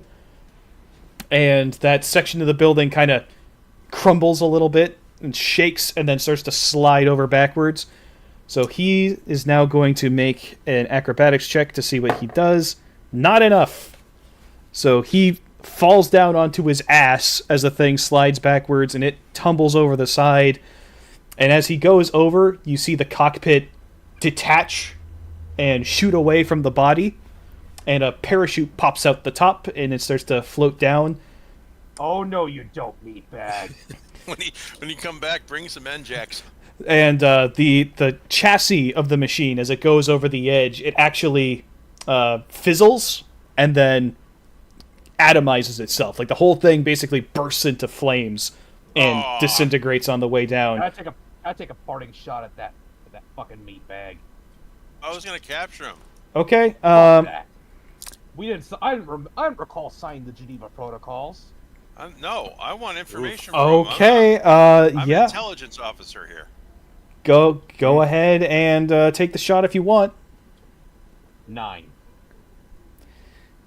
Yeah. So your Vulcan shreds the parachute, and that pod is now plummeting to Earth. The canopy pops open, and he physically jumps out himself, and his own smaller parachute deploys. You know, that actually works. In G.I. Joe, why not? He starts. I'm gonna go after him. I'm gonna go grab him. Okay. I'm gonna say that he's not hard to pick up. As you transform into your jet mode and start flying toward him, he starts squirming and kicking his legs, very visibly panicking, but there's not a whole hell of a lot he can do about it. No, I'm gonna shove him into my bomb bay. Okay. You going back up to the roof, or are you heading down to the ground level? Go back down to the ground level. I don't want to be near. I don't really want to be around Fox 1 at the moment. Okay. All right. So you get down to the ground, and what are you gonna do with him? Well, he's in my bomb bay. So he's still inside me, as you could say. Yep. Meanwhile, you're hearing Fox 1 swearing in 3 different languages. Well, we're gonna go and join the others underground. Okay. You're just taking him with you. Mm-hmm. Okay. So. I've no one else to give him to. All right. All right, how am I going to handle this? Transforming with somebody inside of you. That's doable. Bulkhead did it in, I think, Prime. Yeah. Bulkhead's done it. I'm going to say But so a Skywarp and Skywarp... I'm going to say you can transform without hurting him, but be very careful what you do and how you move while he's in there, because it's a tight fit. Yeah, keep in mind, you play a drone. You're not meant to accommodate a pilot. No, I shoved him into the bomb bay where I can fit. GPUs. That's gonna be uncomfortable. I don't care if he's comfortable. Let's keep him alive. Okay. All right. So now we're going to burn it over to Yard Dog and Barracuda. I'm just flying down the highway playing AC/DC at about 1 billion decibels. All right. Fuck yeah. You guys get to the outskirts, and you can see that the ground assault is well underway. And there's tanks, there's armored vehicles, there's APCs, there's infantry, the Joes and Cobra are having a full-on clash over here. So, these guys are really, really going at it. Let me see here. Yep. Yeah, that'll do. Our orders were to join the ground assault, sounds like. Yeah, so you're going through the ground assault. You're going to move in the direction of the radar. The radar is probably going to be taken out by the time you guys get there. But if you find an entrance to the underground, you can make your way down that way. Alright. So you fall in with the assault. The Joes are happy to see you. Are you guys going to join in your vehicle modes or in your bot modes? Oy, tough one. I mean, if it's a full-on assault already, probably transforming into bot mode here. Okay. So for the most part, the enemy is largely infantry. They actually don't have a lot of armored vehicles. Though, among their ranks is a suspicious-looking bot that you haven't seen before. It's painted, it's very blue, that same dark royal blue that the Cobras use, and it's got a Cobra insignia on it. And you watch as this thing takes out an energy blade that deploys out of its arm, and it stabs it down into a Joe tank and rips the turret off. And it turns, and it sees both of you, and it starts to march in your direction, so you guys can roll initiative. Oh, that's a problem. Yep. I got a 9. Okay. D, you're rolling initiative as well? I was cocked. 19. Okay, 22. 22. Nice. Okay, so D is going to go first, then he's going to go, and then Lucen is going to go. So D, you can make your first attack. I am going to go my stunner. Okay. Right. Shooting is a D20 and D4, right? Yes. Right. Yeah, that would be finesse, I believe, or targeting rather. So yeah, whatever your targeting die is. Right. Dun, dun, dun. Okay, so that is a nat 20 and 4, so 24. Okay, so you definitely successfully hit him, and you actually deal an extra point of damage for the crit. So you deal 2 damage. So he takes the hit in the chest. He kind of shudders a bit, and you actually see that, much like what was described earlier, this strange-looking bot has a cockpit on the top of it, and there's a Cobra soldier inside, and he kind of shakes in his seat, and he comes over and he takes a shot back at you. He gets a 13. Misses. Okay. Lucen, it's your turn. Alright, alright, we'll do me first. Shoot this guy with a shotgun. All right. Let's see what happens. Aim a little high so maybe the spray doesn't hit the G.I. Joes, but let's see how this goes. Okay. Yeah, boy. Yeah, I'm definitely not hitting him. That's a 10? Yeah, so your shots, he kind of like steps off to the side and throws up an arm and kind of deflects most of the stuff. Doesn't seem to have done any actual damage to him. Alright, and meanwhile I'm just gonna send Scrounger off against the Cobra infantry just to try and scatter them with, like, terror tactics. Basically, Scrounger charges the infantry line making angry lawnmower noises. Okay. So, yeah, the Cobras kind of fall back. A couple of the guys pop up with rocket launchers. I'm going to have one of them take a shot at Scrounger. Oh. He only got an 8. Alright. I assume that's going to miss Scrounger. Yeah, you gotta get 12. Yeah, that thing goes high and wide. Whoosh! And the guy with the rocket launcher then shits his pants and drops it and runs for the hills because he doesn't like the noise that the buzzsaw makes. Mm-hmm. All right, D. Yes. Okay, so I'm going to hit him again with the taser. All right. Phaser. The phaser taser laser gun.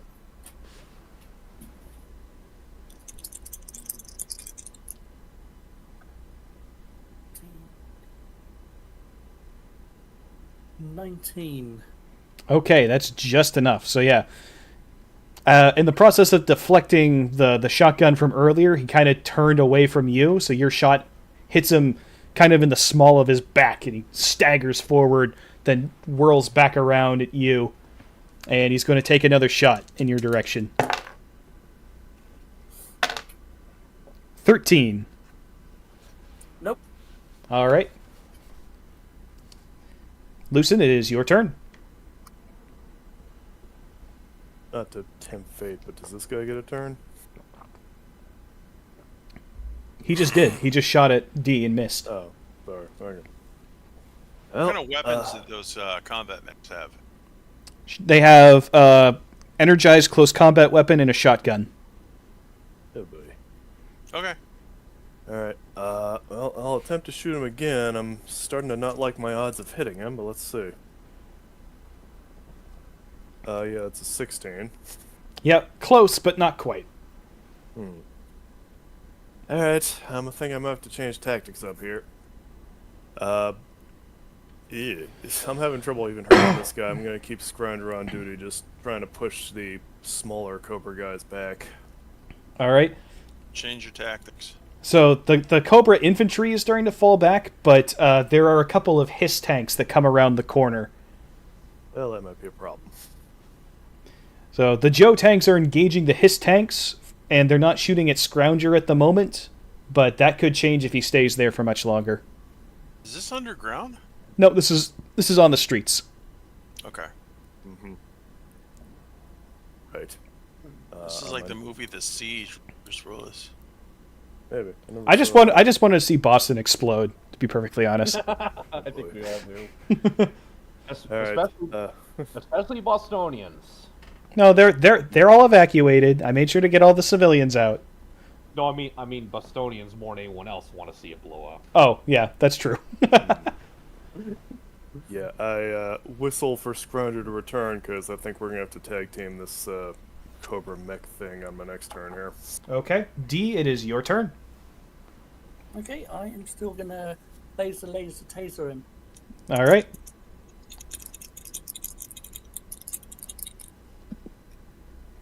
Okay, that is a 17. That's a miss. That's just barely a miss. Yep.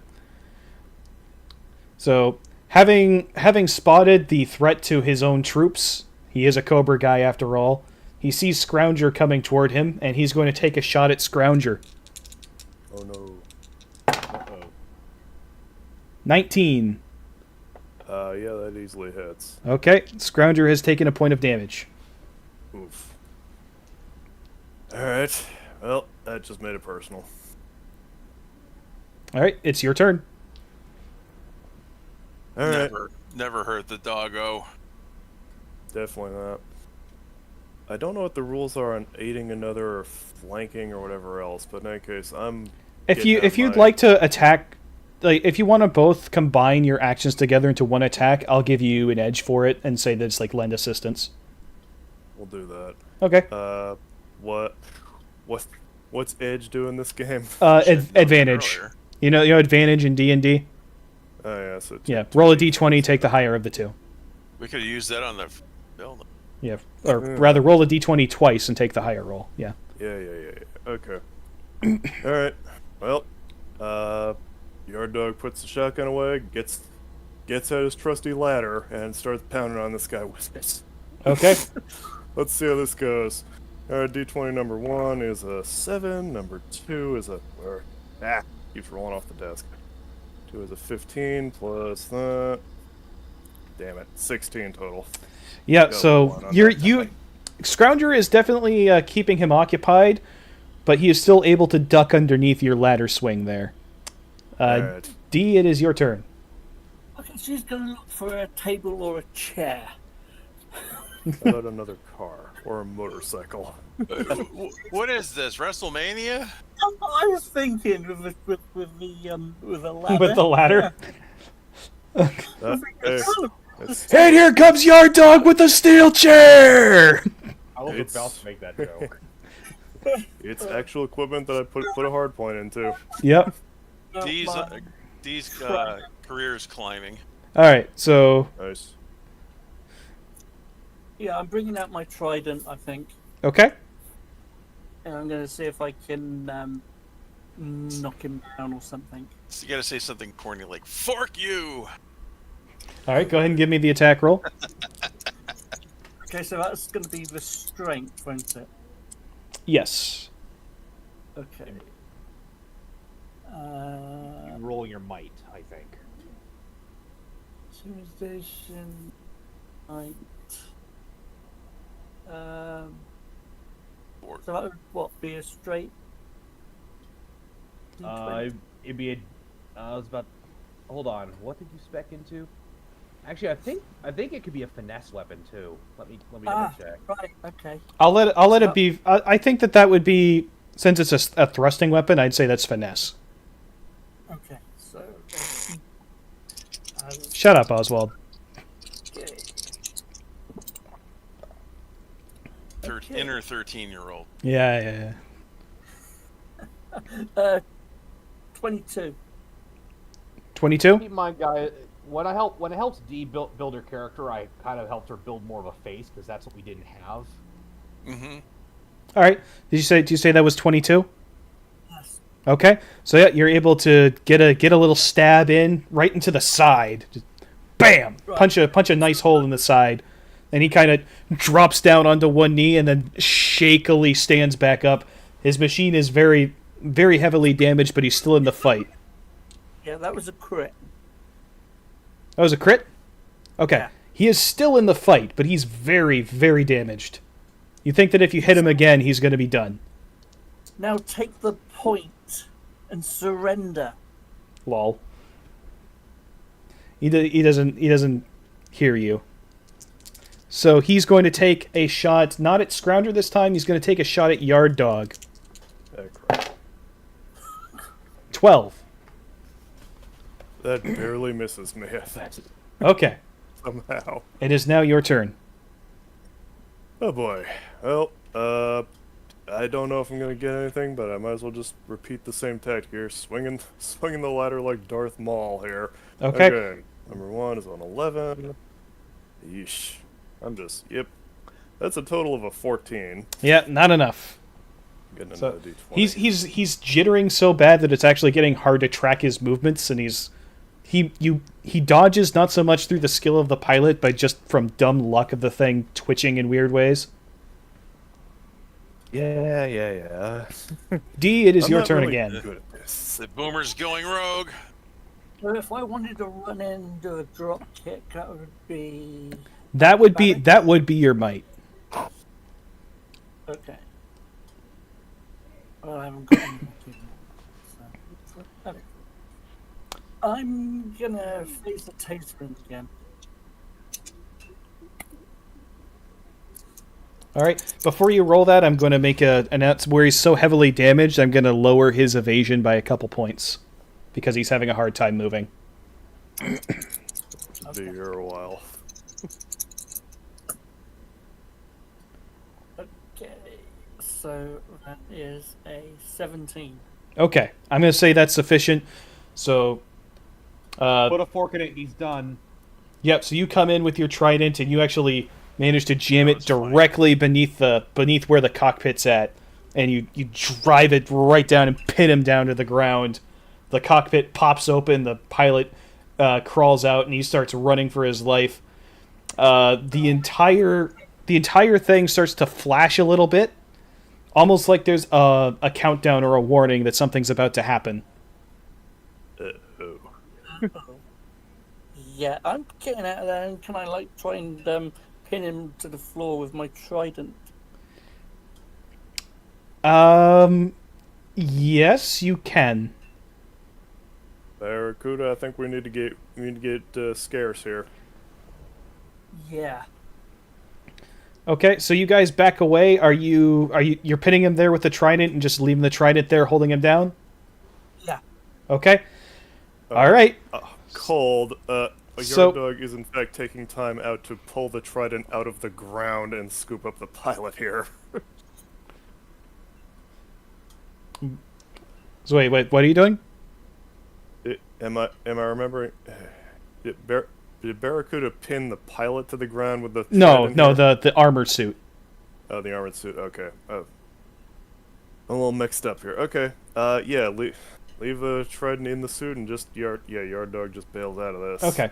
So yeah, you guys back away, and the suit fizzles and pops, and then bursts into very intense sparks and flames from inside, and kind of atomizes itself, and then collapses in and leaving a pile of dust. And unfortunately, because you left the trident still stuck into it, that applies to your trident as well. Okay. Your trident disintegrates along with the suit.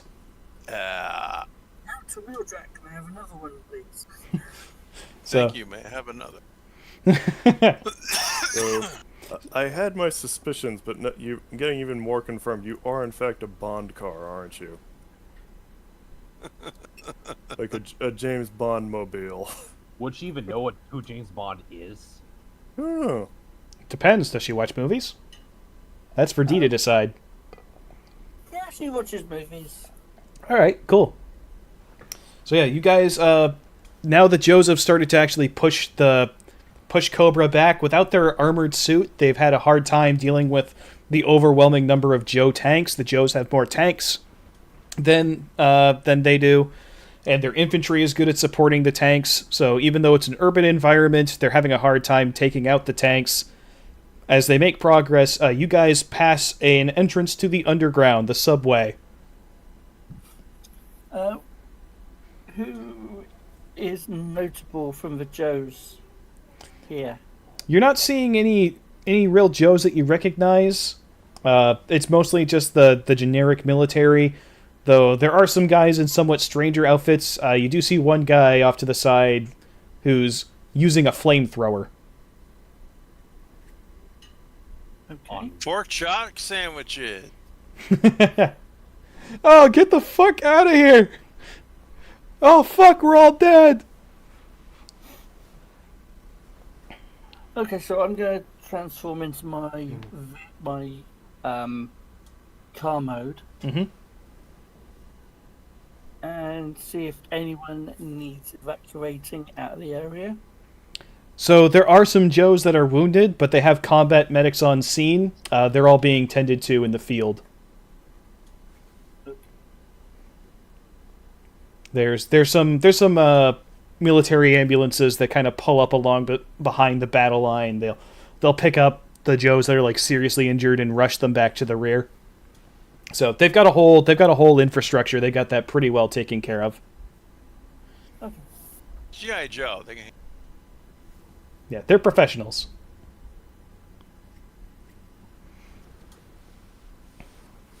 So, yeah, they've continued to move on. There's an entrance to the underground nearby. Do you guys want to keep pressing the attack, or do you want to head down into the subway tunnels? I think subway tunnels. Yeah, I agree. Probably be moving into those. Okay. So you guys head down into the tunnels. Looking at your map, you can see your position. You can see the route. You can also see, not too far away, friendly dots that indicate two fellow Autobots who have also entered the underground. You guys are able to successfully rendezvous inside the tunnels. You are together again. Okay, so she's going to wind down her windows and have the jams going underground playing. All right. So there are no trains running down here, not like last time.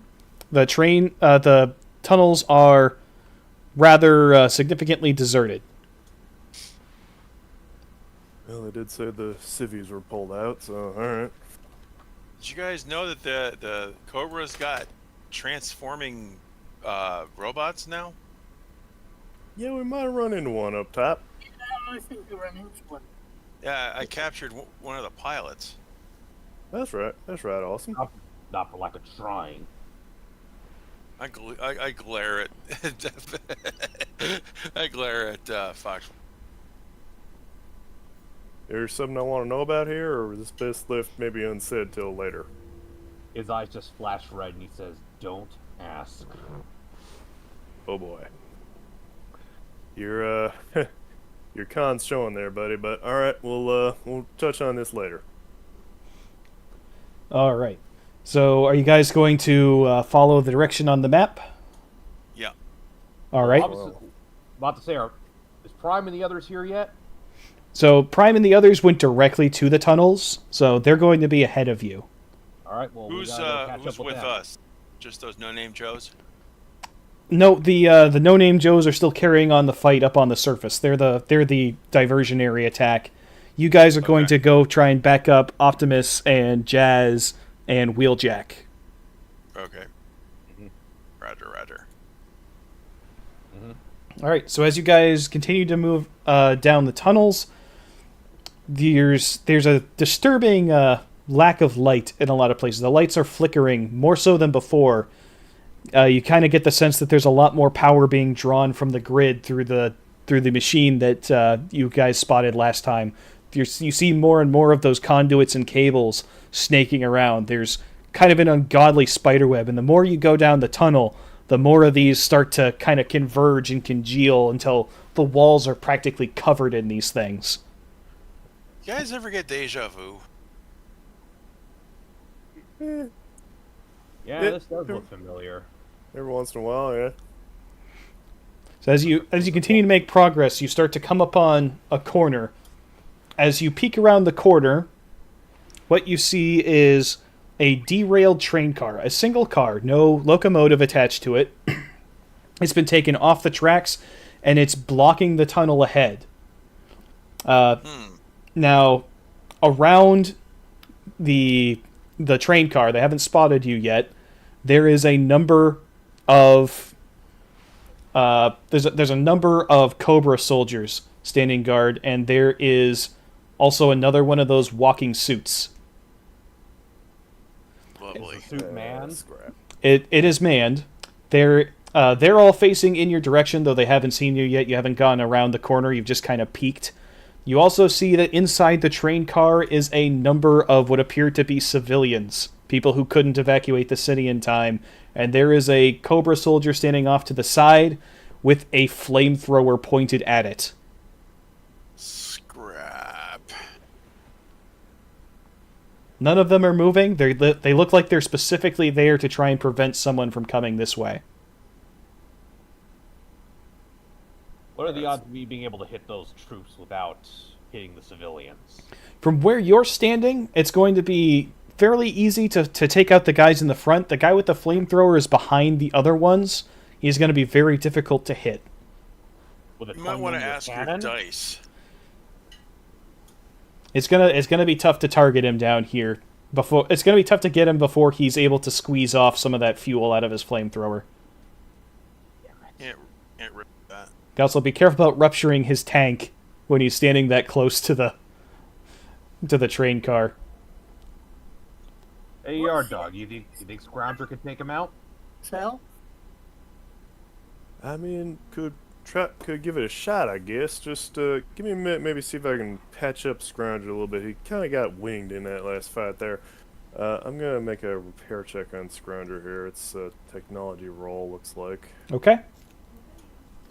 Let's see. I do in fact have a specialization in repair, so this might get interesting.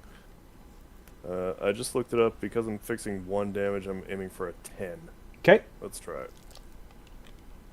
Let's see. Well, this might be a problem. Let's see. Alright, that's yeah, I got like a 13, so I patched Okay. him up with some duct tape. Yep, you're able to bring him back up to full health. I assume his total HP is like 2, right? Yes. Okay, yeah, he's back up to He full took- health. For what it's worth, yeah. Alright. Is it metal we're standing on? So there's conduits all over the place. What you're standing on is primarily earth and brick. Concrete, that type of thing. Not metal. The only metal in here is the rails. Well, and you guys. Are they anywhere near the rails? The infantry are standing somewhat near the rails. The suit is as well. The guy with the flamethrower is not. So you have the tunnel, and then the rails in the middle. The rail car is kind of off to the back because there's a big hole in the side of the tunnel wall that's been drilled there before. It's the tunnel you guys went down before. The rail car is like sitting inside that tunnel, blocking the way, and the guy with the flamethrower is standing at the end of the car with his with the muzzle of it pointed inside.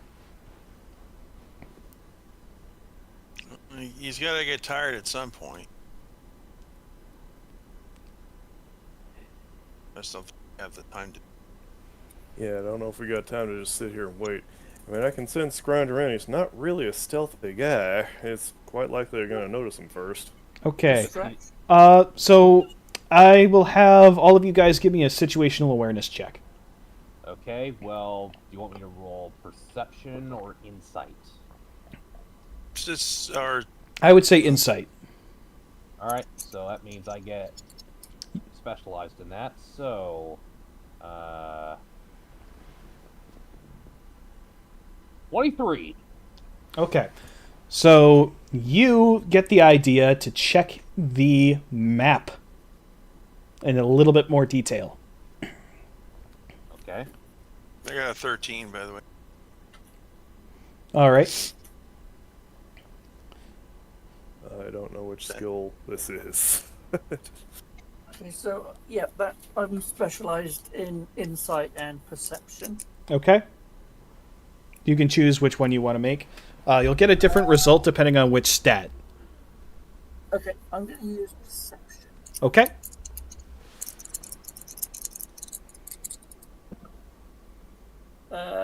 Six. Yeah, I can't see jack shit. Okay. No. Well, for me, it's just a regular alertness check, but let's give it a shot. Why not? All right. That's a 19. All right. So, Zero, you are checking the map. You see that there is actually nearby a door that is set into one of the walls, out of sight of the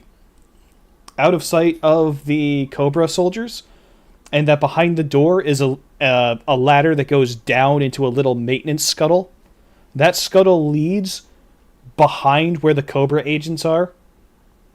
And there is a vent in the floor there that is very close by to where the guy with the flamethrower is standing. Okay. So I call Yard Dog over. Now, Hey, D, what you see, that was... Oh, wait, no. Who got the... It was Lucen that got it, right? I got a 19. You got the 19. Okay. So yeah, you, while looking around the corner, you actually spot the tunnel is shaped in such a way, and the conduits go such a way that there's actually a kind of loose patch of heavy rocks up in the ceiling above where the guy with the flamethrower is standing. All right. Interesting. Possible environmental kill happening here. All right. I'm guessing. I call Yard Dog over and say, hey, look at this map. Could Scrounger fit down that ladder? I mean, he might.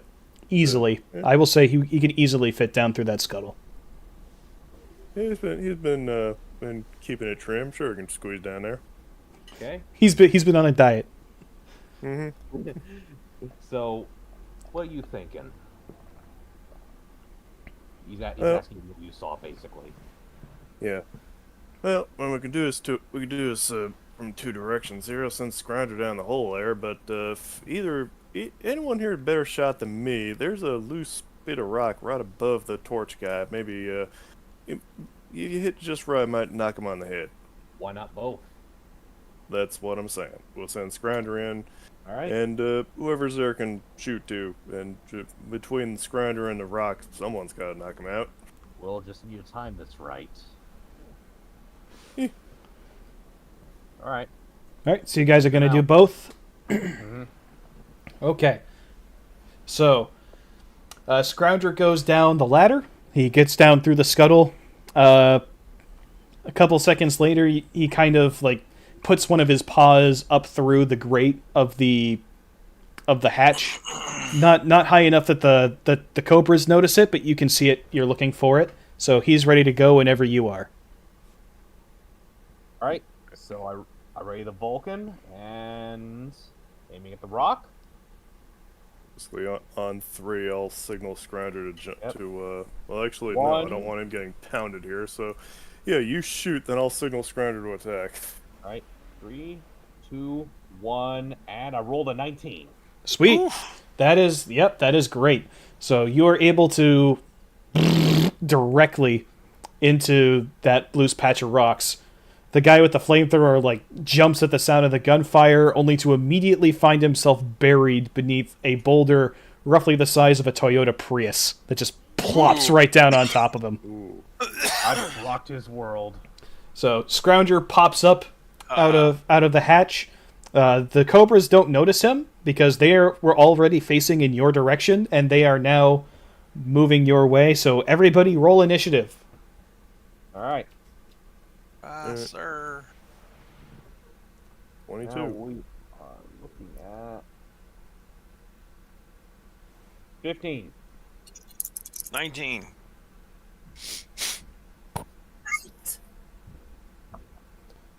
15, Oswald, 19. Cobra guys. There. The thing here. Okay.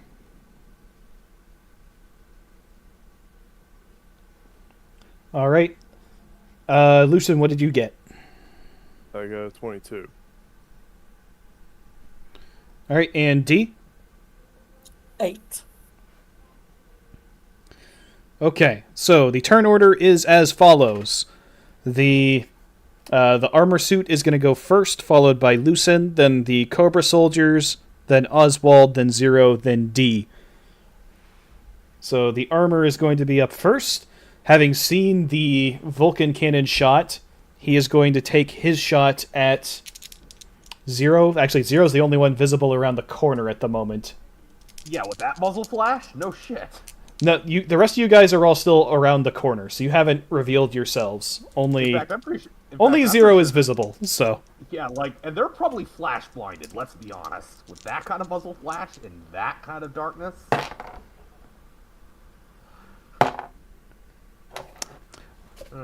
Well, we can play it out that way, because he rolled a 9. He missed you. Alright, Lucien, it is your turn. Alright, I whistled for Scrounger to attack these infantry guys. Okay. With his lawnmower blade. Alright, you can go ahead and roll an attack for that. Alright, so let me turn to his abilities here. There it is. Okay. He's not awful at this. This is going to turn into something out of a horror movie. Well, no, because he just got a total of a 7. Oh, That's a So flub how the I'm going D20 to roll. how I'm going to rule this? They're going to have a fairly low evasion stat. They have an evasion of 10, and they're going to have a certain amount of HP, and each HP is basically one of their soldiers. But Alright. Well, he very thoroughly surprises, but is not able to successfully kill any of the guys. They kind of spiral out of the way. Having just realized that there's a giant robotic dog among them, they are going to start taking shots. They're going to fire as a unit. I'm gonna don't skip the rest of my turn here, by the way, because that was just the mini-con. Oh, yeah, sorry. Sorry about that. Sorry. Yeah, go ahead and do Sorry. the rest of your turn. I got plenty of other things to miss with, so yeah, I'll shoot the mech with the shotgun here. All right, In so fact, you're gonna have to step around the corner to do that. oh goody. Yeah, sure. Okay. Is there anything I could do, like a distraction shot or something? Something to try to do like a setup so these other guys have a better chance of hitting it? Not really. Alright. Alright, just shoot it then. Bang. Woof, that's somehow even worse. I got like a 6. So yeah, you fire into the crowd of guys and hit absolutely nothing. Yeah, it sounds about right. Oswald. Oh wait, no, the Cobra guys are going now. Okay, so they're gonna fire as a collective. They're armed primarily with laser rifles. They're there mostly to fight off Joes as opposed to Cybertronians. But all of them shooting together would be able to do damage. Mm-hmm. So they're going to They're shoot barrage fire. 7. That does not hit me or Scrounger. Okay, they were shooting at Scrounger. So yeah, they're shoot like some of their lasers like hit, but there's not enough of them hitting him to actually do any damage. So he is in effect unscathed. All right, Oswald, now it's your turn. Okay, I'm gonna jump around the corner and I'm gonna shoot at the cluster of cobras, I guess, where they're taking cover. Okay. So, target.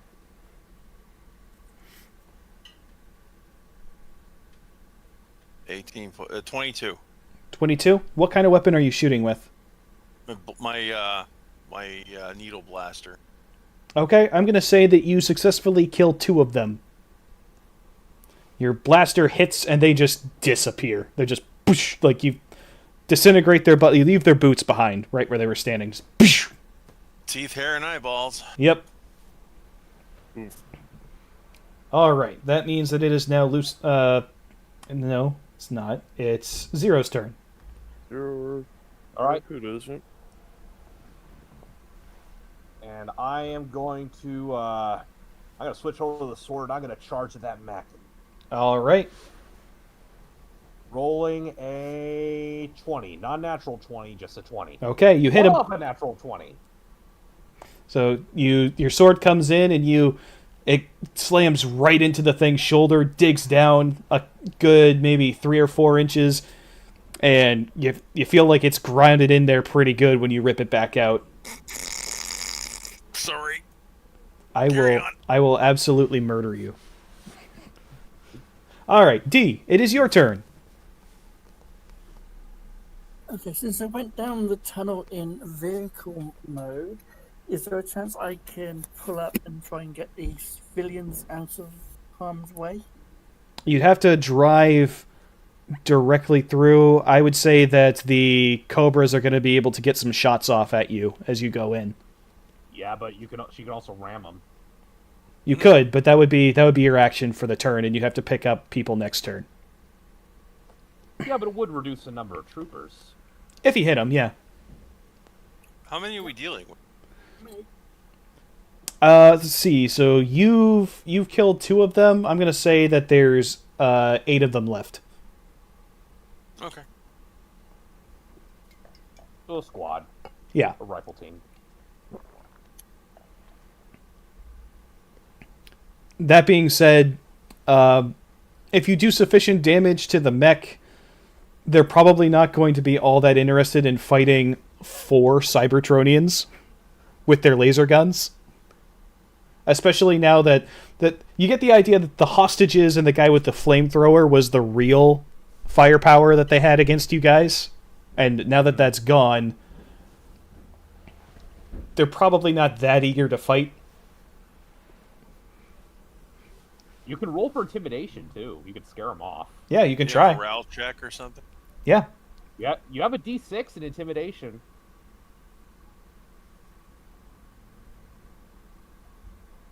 Up to you.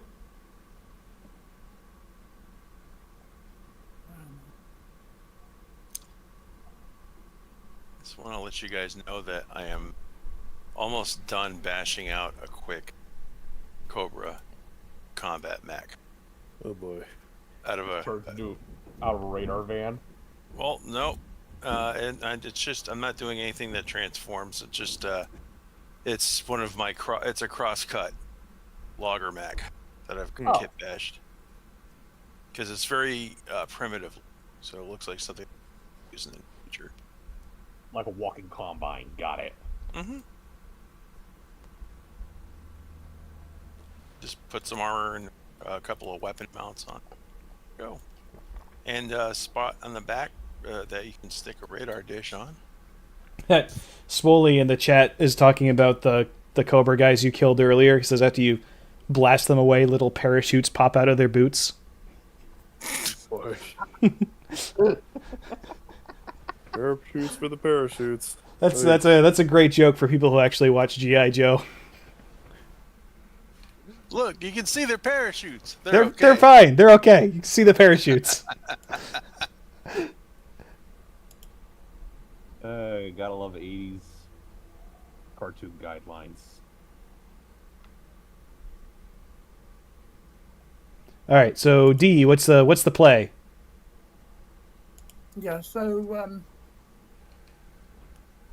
basically I'm going to do like a drive up half a quarter of a donut and probably try and hit a couple of guys and hit them. All right. So you're gonna try to ram and pick up passengers next turn.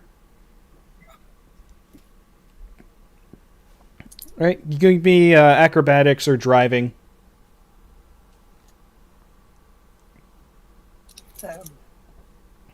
Acrobatics. All right. Go for it.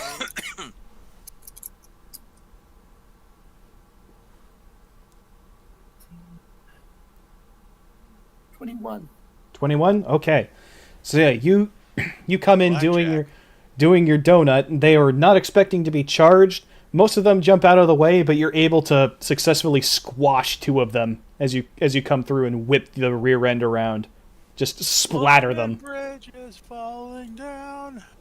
I guess they're just hearing Eurobeat as machine going on. Now, because you've passed through, actually no, that was an attack, so we won't give them a retaliation. So that means that it's back up to the top. It is now the mech's turn. He has taken a hit from 0. He is going to attempt to do the same. So he pops out an energy blade from his arm and he lunges at 0. Let's see. That's going to be finesse. That is 16. manifested it. That's a tie. All right, that means that it's a hit. Has to meet or exceed. So you get an energized close combat weapon, so he does a point of damage to you. Yeah. And now it is Lucen's turn. I manifested that as a pile bunker for my model. Neat. Alright. Pile Grinders bunkers are scary. Alright.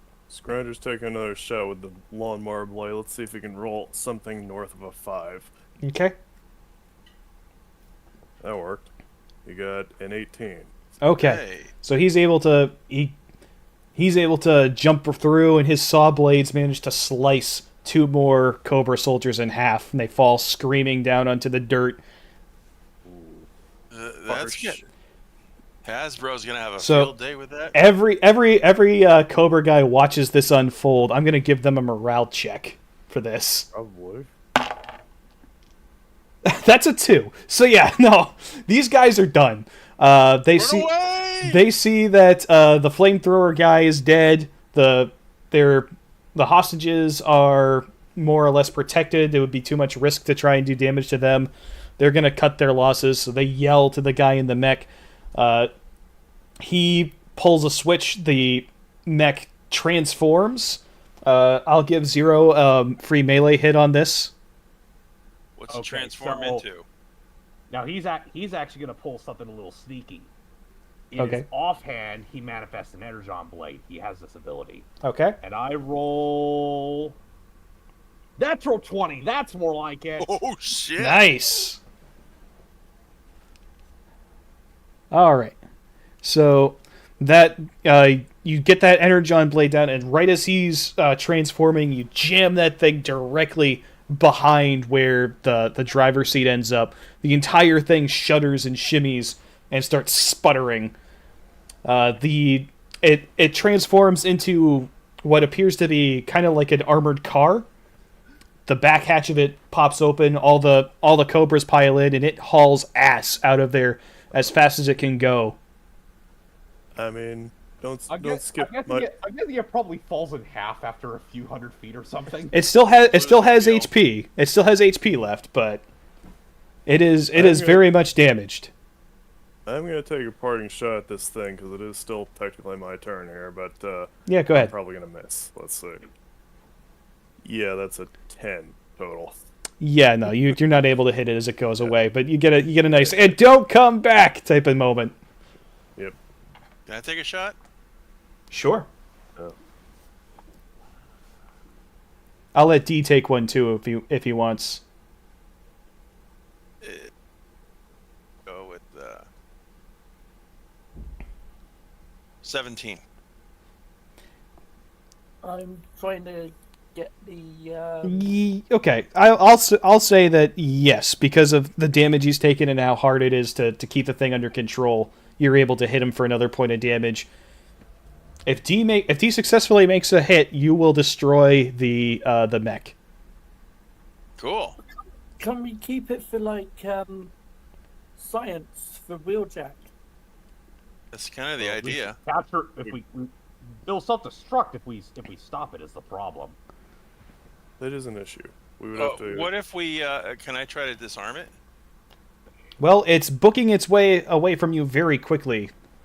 Well, It's got some distance, so it's going to be very difficult to get to it and have enough time to do anything before it disintegrates. Well, we've got a hostage already. I don't think we need any more. Oh yes. Thanks to you. Speaking of, Oh no. let's see, Oswald. In this fight, fuck was you've taken a couple shots. Is all that you've really done, right? Yeah. Okay. Yeah, I'm gonna say that the guy inside is still is shaken but not stirred. There you go. I won't deal any damage to him for that because he didn't do anything super strenuous. So D, are you gonna take a parting shot at this thing, or are you just gonna let it go? I'm just gonna let it go. Okay. So yeah, it goes out of the way. You guys are now back to the situation is now under control. There are several dead Cobra soldiers around, including one who is very flat. And fortunately, the damage is hidden beneath the rock that has landed on him, but you're sure that if you lifted it, it would not be pretty. As for the one that was screaming from inside Shadow Bolt, Foxman just growls, "Don't make me reach in there." So the civilians start to get out of the train car, and they're kind of funneling their way carefully around you. Most of them don't really look like they know what to make of you. They've had a very rough past few hours, Understandable. and they just kind of filter off one by one. You do notice one guy kind of gathers them all up together and starts to lead them on, pulls out a familiar-looking flashlight from his belt. It's Mr. that guy Megalite! Yes, Mr. Maglite is there. He has had two very unfortunate encounters with bad guys down in the subway tunnels in the past couple days. Is he with the transit authority or something? Why is he always down there? I think he just has a regular rail pass. He's just one of those weirdos that you see on the subway and every once in a while. Every city's got him. So now you guys have the tunnel before you with the big train car wedged in your way. I guess we can try to move it. All right. We'll have all of you guys give strength checks. All you guys who are actually, attempting to move it. Yep. I guess Okay, it's so- brawn checks here, or whatever. And, We'll do regular strength. Well, you can do brawn if you want. I mean, Alright. Would Might care, or is that just for attacks? Might is for attacks. Okay, that's just a straight D20 for me. Okay. But Yeah. we are doing but presumably lead assistance. Yeah, I've got a set number. If you guys cumulatively roll higher than that number, then you'll succeed. I rolled a 3, and well, that's more in line with my usual luck. Okay. I guess. So I got a 16. 16 Yeah, plus 15. 3, 15. Okay, and D, what do you get? I get a 19. Okay, that's plenty. You guys are able to successfully move the rail car out of the way. There's one. Most of you guys are putting in a lot more effort into it than one of you. But you do manage to get it out of the way. The tunnel is now open again. Barracuda's King Kong there. That's a hell of a roll. Yeah, she planted her feet just right. Yeah. Yeah. I had my Energon snacks today. There you go. She ate her Wheaties. All right, so the tunnel is now before you. Before you go, you do notice something. Amongst all the conduits that are in place, there is actually something a little bit different that looks like it used to be connected to the mech. It is, you would recognize it as an Energon recharge station. That's what I thought. I figured they were running on Energon. That's pretty risky to plug that into, like, fleshy equipment. It's hybrid equipment. Guess. Now, I will say this somewhat out of character. If you guys want to hook up to this is an opportunity for each of you to get an HP back. Okay, let's probably. What do we have to roll for that? You don't have to roll for it. It's Cybertronian technology. If each of you hooks up in turn, you can have one of your health points back each. All right. Well, that'll bring me back up to 3 points of health. So those of you, I fixed up Scrounger, so I'm good. okay. So I'm assuming everyone who has taken damage has used it. Mm-hmm. All right. You guys can now choose where you want to go. Well, clearly they were trying to block one specific path. We should probably go that way. All right. Yeah. Actually, hold on. Are we close enough to? Are we within comms range of Optimus and his team? Not yet. The signal doesn't travel very far underground. Unsurprisingly, we're probably using FM radio or something. It needs open space. So if you're underground and you're like around the corner, you can't really communicate with somebody.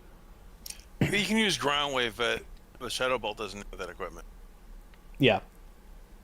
So as you guys continue down the tunnel, you start to hear the definite sounds of combat from up ahead. There's energy being discharged. There's thuds and wallops and shouts and the occasional scream. All right, everyone, shake a leg. And I take Scrounger is actually shaking his leg. Yeah, he takes a piss on the wall and then shakes his leg afterward. Hey. Scrounger, come on. Bumblebee, stop lubricating the man. Oh boy. All right. So you guys pick up the pace. You start running down deeper in. You manage to get into what you recognize as the antechamber from before. However, things have changed. There is now a much, much larger device in the center of this space. The ceiling has gone up a lot higher. And Say high enough for the combiners to come for the well, I'm getting to that. So what you see is Wheeljack is already down. Jazz is not having a good time. He is currently standing in front of Devastator, and Optimus Prime is engaged in fisticuffs with Starscream. I'm starting to think this is above our pay grade. The fight is not going well for the Autobots. Yeah, no kidding. I'm going to get him into position to to shoot my last grenade off, and I'm going to try to get the Devastator's face. Okay. We want to do initiative first, right? Careful, you're probably just gonna make him mad. They haven't seen you yet, so if you want to just roll that as an attack, you can go for it. Well, it's not about making him mad. I want to distract him, and I want to foul him up a bit. Devastator's not terribly bright, you see. Go ahead and roll that. So for an enemy as big as Devastator, you're not really rolling to hit. You're rolling to damage. Well, that's good because I got a 23. You got a 3? No, a 23. Okay. My athletics. So, yep, you are able to successfully land that grenade more or less right in his face. It detonates, dealing... How much damage does that weapon do? I'm not sure. I never wrote it down. I just it's a concussion grenade. It doesn't. I guess it doesn't do direct damage to a Cybertronian. There's like one stun, I think. Yeah, something like that. Okay. So yes, you do. You hit him, and you do a little. He kind of rocks back, and he looks at you, and everybody can roll initiative. All right. Okay. Starting to not like this plan. That's a 12. Oh, wait. It's a plan. 5. Yep, it's happening again. That was a bad roll. Again? 13. All right. Let me look something up here. I'm not sure what the rest of this plan's gonna be, and I don't think I like it. Oh, boy. Usually need like some really, really big gun to put the big guy down, and we're fresh out. Or a Dinobot. I was actually just about to say, where are the Dinobots when you need them? In the Arctic. That'd- Freezing their tails off. Lucky them. Cool. I think Let's I'd rather see. be there than fighting Devastator. I've seen him in action. It's not pretty. Me, Grimlock, a grower, not a shower. Oh boy. Jesus Christ. Sorry. All right. So let me let me check something here. So what are the numbers you guys rolled? Start with Oswald. Directly below my enemy scrotum. Okay. Oswald, what did you Yeah. get? 13. 13. Okay. Yes. 0, you got a 5, you said? Yes, 'Kay. unfortunately. Lucen, what did you get? I got a 12. 12. And D? A 9? Okay. I'm going to roll for him. He got a 14. Despite not rolling all that well, he rolled better than all of you. Yeah. However, I'm spatial. all right, so he's going first, and he's not attacking you at first because he's still engaged with Jazz at the moment. Jazz is still shooting at him, so he winds up and he throws a kick at Jazz. I'm gonna give him that. He does hit Jazz. Jazz goes flying across the space, slams into the wall, falls onto the ground, and lays perfectly still. Oh, shit. Oh boy. That is Devastator's turn for this round, so now it is Oswald's turn. I'm going to transform into my jet mode, and I'm going to take off and buzz around him and be a general nuisance to him. Is there enough room to Take fly sure. around in here? If there's enough room for Devastator, there's enough room to fly, I would Yeah. say. Yeah. It's tight quarters, but like if Devastator's Oh, up and fighting, then yeah, you can probably fly around him. He's I know huge. I'm not trying to. All I'm trying to do is take his attention away from everybody else and just be as annoying as humanly possible. So I will keep my shots focused on his head Okay. if I can. So you we'll do that. I will say you can do an attack as well if you want. Okay. 22. All right, that's enough to do some damage. Not a lot, but you did hit him. That's not my focus. My focus is drawing his attention away from everybody else. Okay. Lucen, it is your turn. Oh boy. Using strategy. Yeah, I actually am going to try and use strategy here. I'm going to look and see if there's some kind of, like, environmental kill I might get on this guy, similar to the flamethrower guy earlier. Is there, like, a weak spot, or can I make, like, an alertness check or something to see if I can spot some way to take advantage of the situation? Sure, go ahead. I mean, I'm about as good as alertness as I am at shooting, but, you know, maybe I'll luck out here. Hey, boy, that's a 13. Devastator is very big. That is what you see. I'll give that to you as a free action because it's fairly self-evident. You can still make an attack. Yeah. Right. We're gonna keep we're gonna hold Scrounger back here because I'm not liking his odds against this. Yeah. I'll shoot him with a shotgun. Who knows? Okay, roll for it. Eat it. Oh boy.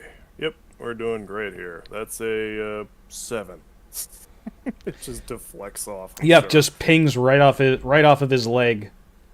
Yeah. Well, if the D20's not doing well, it's not doing well. What All can I right, say? D, it is your turn. Okay, can I get close enough to Wheeljack to drag him out of there? Yeah, I would say that you can drag Wheeljack back to the tunnel entrance if you want to use that for your whole turn. Good.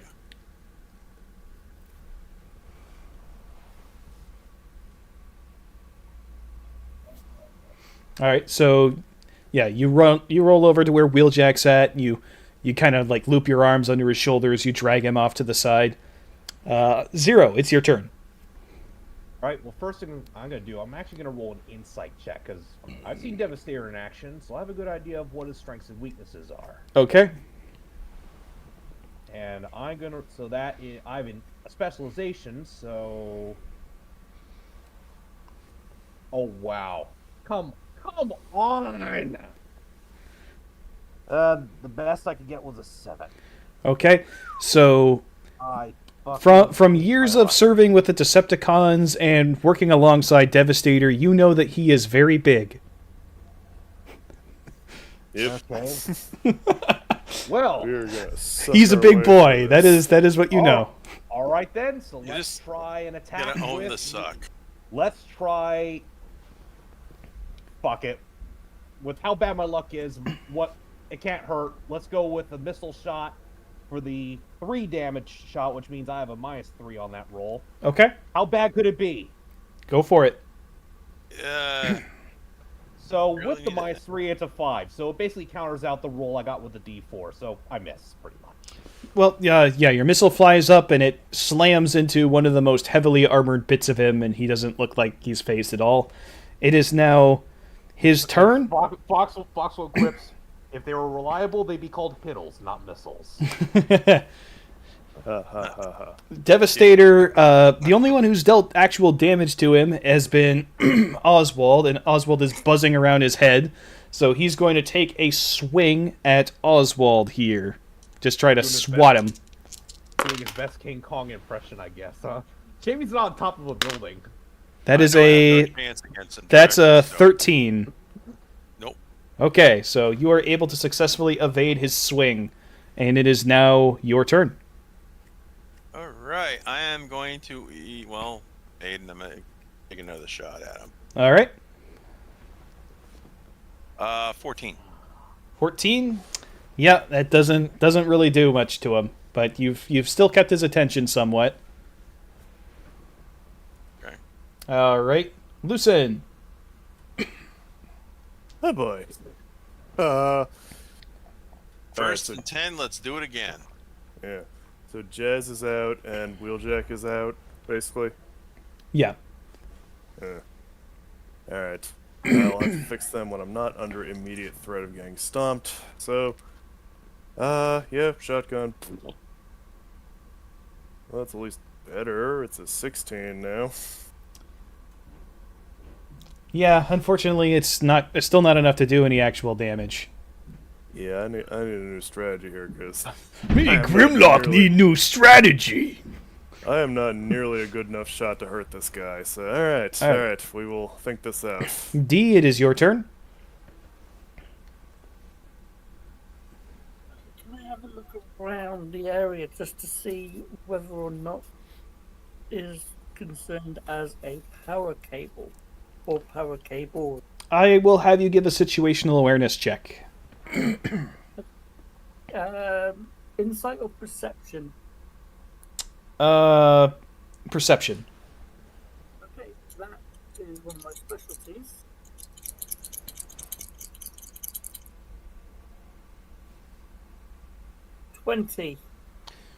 Alright, so looking around, you don't really see a whole lot that could be used to damage him. However, what you do see is that there is a compartment on the device nearby. The big thing that's taking up all the space in the room. And in that compartment, which appears to be heavily armored with a couple of smaller viewports, is a fairly recognizable man in a blue helmet and a silver mask. And he appears to be very busily working at a console. Target of opportunity. So that's your free action. So what do you want to do for your action? Okay, so I'm gonna see if I can fire my stunner at it. At Devastator? No, at the thing Cobra Commander is in. Okay. One of those bubbles Dr. Mindbender would fly around in. Those things are weird.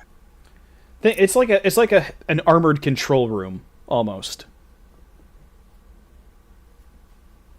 19. Okay, so your shot hits it, but it doesn't seem to have any visible effect. Okay. It's kind of like shooting at a solid wall. All right, Zero, your turn. Alright. Well, gonna try and take another shot to keep Devastator from focusing too much on anyone in particular, so we're gonna try a different die rolling site once again, because I'm sick of this crap. You know what? That's a 20, not a non-natural 20, and that was with the Vulcan. Okay, so your Vulcan goes. You find a sort of a gap between armor plates, and Devastator flinches a little bit and carries on. So he looks at you and he takes a step in your direction, and he is going to try to stomp on top of you. Oh, this is gonna hurt. London Bridge is falling down. He rolled a 9, so you are able to do a nice jump dodge roll out of the way, and as his attack lands on the ground, you see a bolt of bright purple energy fly in from out of the darkness and slam into Starscream. And he yelps and flops down on the ground in front of Optimus. I know who that is. And a large purple motherfucker comes striding in out of the shadows. Shockwave has entered the field. Everyone stops. Starscream stops, Optimus stops, Devastator stops. They all look over at him. Scrap. And I don't think I'd ever be this glad to see him show up. Starscream, you traitor! Shockwave, you're supposed to be with Megatron in the Arctic! And you're supposed to be keeping the Autobots busy, not advancing your own agenda behind Megatron's back. Soundwave told us everything. Who authorized you to provide these humans with access to cog technology? Wait, Shockwave, I can explain! Not to me you won't. You'll take up your case with Megatron. He's very eager to speak with you. First, however, we must rid ourselves of these human and Autobot pests. Scrap. So as he turns to face you, you hear a loud whine, piercing noise, and then a tap, tap, tap, like somebody testing a microphone. Is this thing on? Good. Not so fast, Decepticon! You're too late! The transmitter is already primed! Now witness the power of Cobra engineering!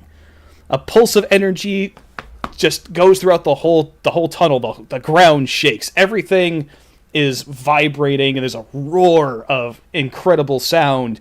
And all of you feel very, very unwell. Something is going terribly wrong in your transformation cogs. Your body starts twisting and contorting of its own accord, and you find yourself stuck in a state halfway between your alt modes and your bot modes. Oh, what the hell is this? All of you guys are now prone. Your movement is halved, and your skill checks all now have a snag. This is happening to everybody, including Starscream. Is there any way to break out? Not while the thing is still transmitting. It's a continuous signal. Starscream is very upset about this happening. What is the meaning of this, Cobra Commander? I was meant to be immune. Explain yourself. And you hear an evil laugh over the PA. Oh, what's the matter, Cybertronians? Something wrong with your cogs? Good. Now that Cobra has access to your ability to transform, we've taken the liberty of studying the technology further. Our pulse-hardened Fang Walkers will have no trouble mopping up your pathetic, weakened forms after our satellites transmit this pulse across the entire planet. In one fell swoop, we will rid our world of our biggest rivals for global domination, leaving us free to focus on the Joes once more. Only this time, we will have the technological edge. We will be unstoppable. Once the Earth is ours, who knows? Maybe we'll conquer your precious Cybertron as well. I always wanted a galactic empire. He starts to laugh maniacally, and Starscream is whimpering and wailing and swearing and cursing and all kinds of other shit. You're an idiot, Starscream. And Sure, that's not Palpatine. Fox 1 is going to try and get up and just wail on that machine if he can. okay, Yeah, so all our what can we do? you can move. At this point, he is just beyond pissed. What you guys can do is crawl, and you can attempt to do actions. You each have one arm that is out still, but actions that you take are going to have a snag. So, I do have a question. This actually relates to me and Barracuda here. So we're both mode masters. They have a Cybertronian perk to go hybrid, being half converted if they spend an energon point. Can we do the reverse of that? Spend an energon point to un-half convert whatever's going on to us right now? Theoretically. That is a good question. I didn't consider that. Let me think about this for a second. Yeah. Because this technology wasn't built with mode masters in mind. It's unlikely that Cobra really knows much about it. They only know basic cog tech. I would say if you guys want to spend an energon point, you can choose which form you want to be in. Also note that specifically in the case of Barracuda, because nobody's seen her being triple changing before. This does give other enemies a snag against her for like a turn or two, I think. Maybe. Because we're like, hold it, what? Because triple changers are pretty rare. Yes, though I will point out that her third mode is a submarine. Which is Fair enough. that's super useful at the moment. Alright. But I will say that if you two wanna spend an energon point, you can choose which of your modes you want to be in. Yeah. I don't think we were even assigned any. It's like, it's equal to one of your essence. I think it's like the lowest of your essence scores is the number of energon points you have. Yes. To start. Okay. Yeah. So in any case, yeah, I actually force transform myself back into a pickup truck and basically drive right at Cobra Commander's machine here. Basically just gonna ram this thing. Okay. Go ahead and give me an attack roll. I'm gonna guess this is like an acrobatics check because I'm driving my Cybertronian body at him. Sure. Alright, so I actually have the bull bar on my front bumper, so this is actually made with edge. Okay. Watch, that means I can fail twice. Let's see. Falling with style. Well, the skill die isn't so good, but total it's like a 16. Okay. So you do slam into it and you put a dent into the wall, but you don't breach the interior. Cobra Commander does not look particularly... He's very surprised to see one of you guys still functional, but doesn't look super concerned about you getting in. You kind of get the sense that he's built this part of it to be armored specifically to keep Cybertronians out. Oh, that's annoying. Is there is there like a transmitter or cable run? I'm gonna do like a technical assessment Okay. and see if Well, I won't have you roll for it because what you see is Shockwave is crawling in your direction, trying to get the attention of the Autobots who are still functioning normally, and he's saying, "Quickly, Autobots! That foolish human allowed Soundwave to assemble the transmitter, and he built in a weak point. Help me transform!" To his. There's so much wrong with that sentence, I don't know where to start. I wouldn't know how to help him transform. I probably would, but I got... All you have to do is push my parts back together. I can do the rest. That sounds wrong in a few different ways. Poke my cog! It sounds worse when you say it like that. Help! Alright, I'm gonna crawl over, try to push them together. Okay. Are you gonna do this on your own? Anybody else want to give me a hand? If I can get up and get over there, I'll try. And I force-changed myself into a truck, so I don't have. Well, hands we to haven't help heard what myself. D's done. D can pick their form as well. I'm gonna spend one of my energon so I can stay in bot mode. Okay. So if you go and help Oswald, I'll remove the snag from the. Actually, no. I'll count that as lend assistance because you're not snagged by this. So yeah, you can do that as lend assistance. Give yourself edge for the roll. Yeah. Edward Snowman says Shockwave seems chill. I say trust him. He is one of the less treacherous Decepticons, but that's not saying much.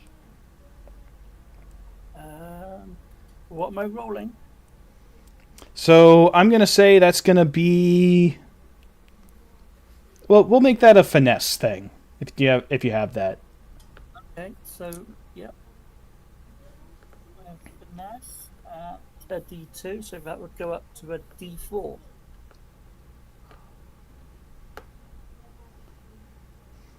Edge lets you roll your D20 twice. Take the higher number. It's advantage. Right. Okay.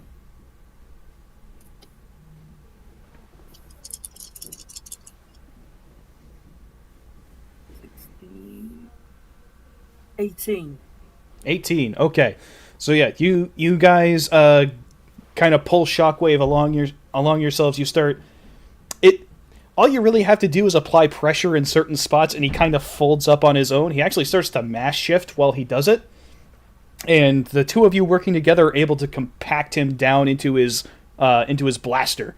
So you pick him up, and you feel a sort of extra presence on your mind that you didn't feel there before, and it starts to kind of direct your aim. Your arm kind of swings back and forth like it's not entirely under your control. Are you going to let it aim for you, or are you going to fight the influence? I'm gonna let him aim himself. Okay.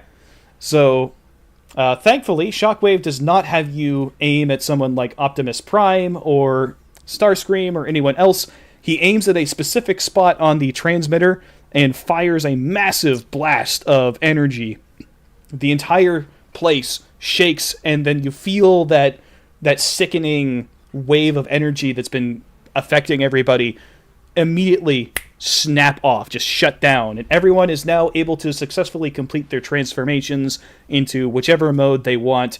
The whole thing starts shaking, and the tower going up toward the top bends, buckles, and then collapses down onto the ground. You have successfully destroyed the transmitter. I'm going. Where's Cobra Commander? That's where I'm heading. So you guys get up to the armored control room, and you see that there is a hatch in the floor that has opened up, and Cobra Commander has disappeared. Yeah. So a follow-up question: what's devastating? What you hear over the PA system, very very faintly because he's not near the microphone anymore, but you hear Cobra retreat. Yeah. Sounds alright.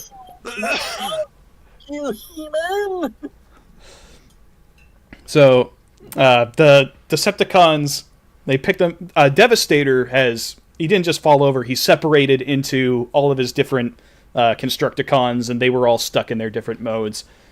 They form back into their individual bot modes. They go stand next to Shockwave, and Shockwave goes over and he grabs Starscream by like the back of where like the back of someone's shirt would be if they had shirts, and lifts him up off of his feet.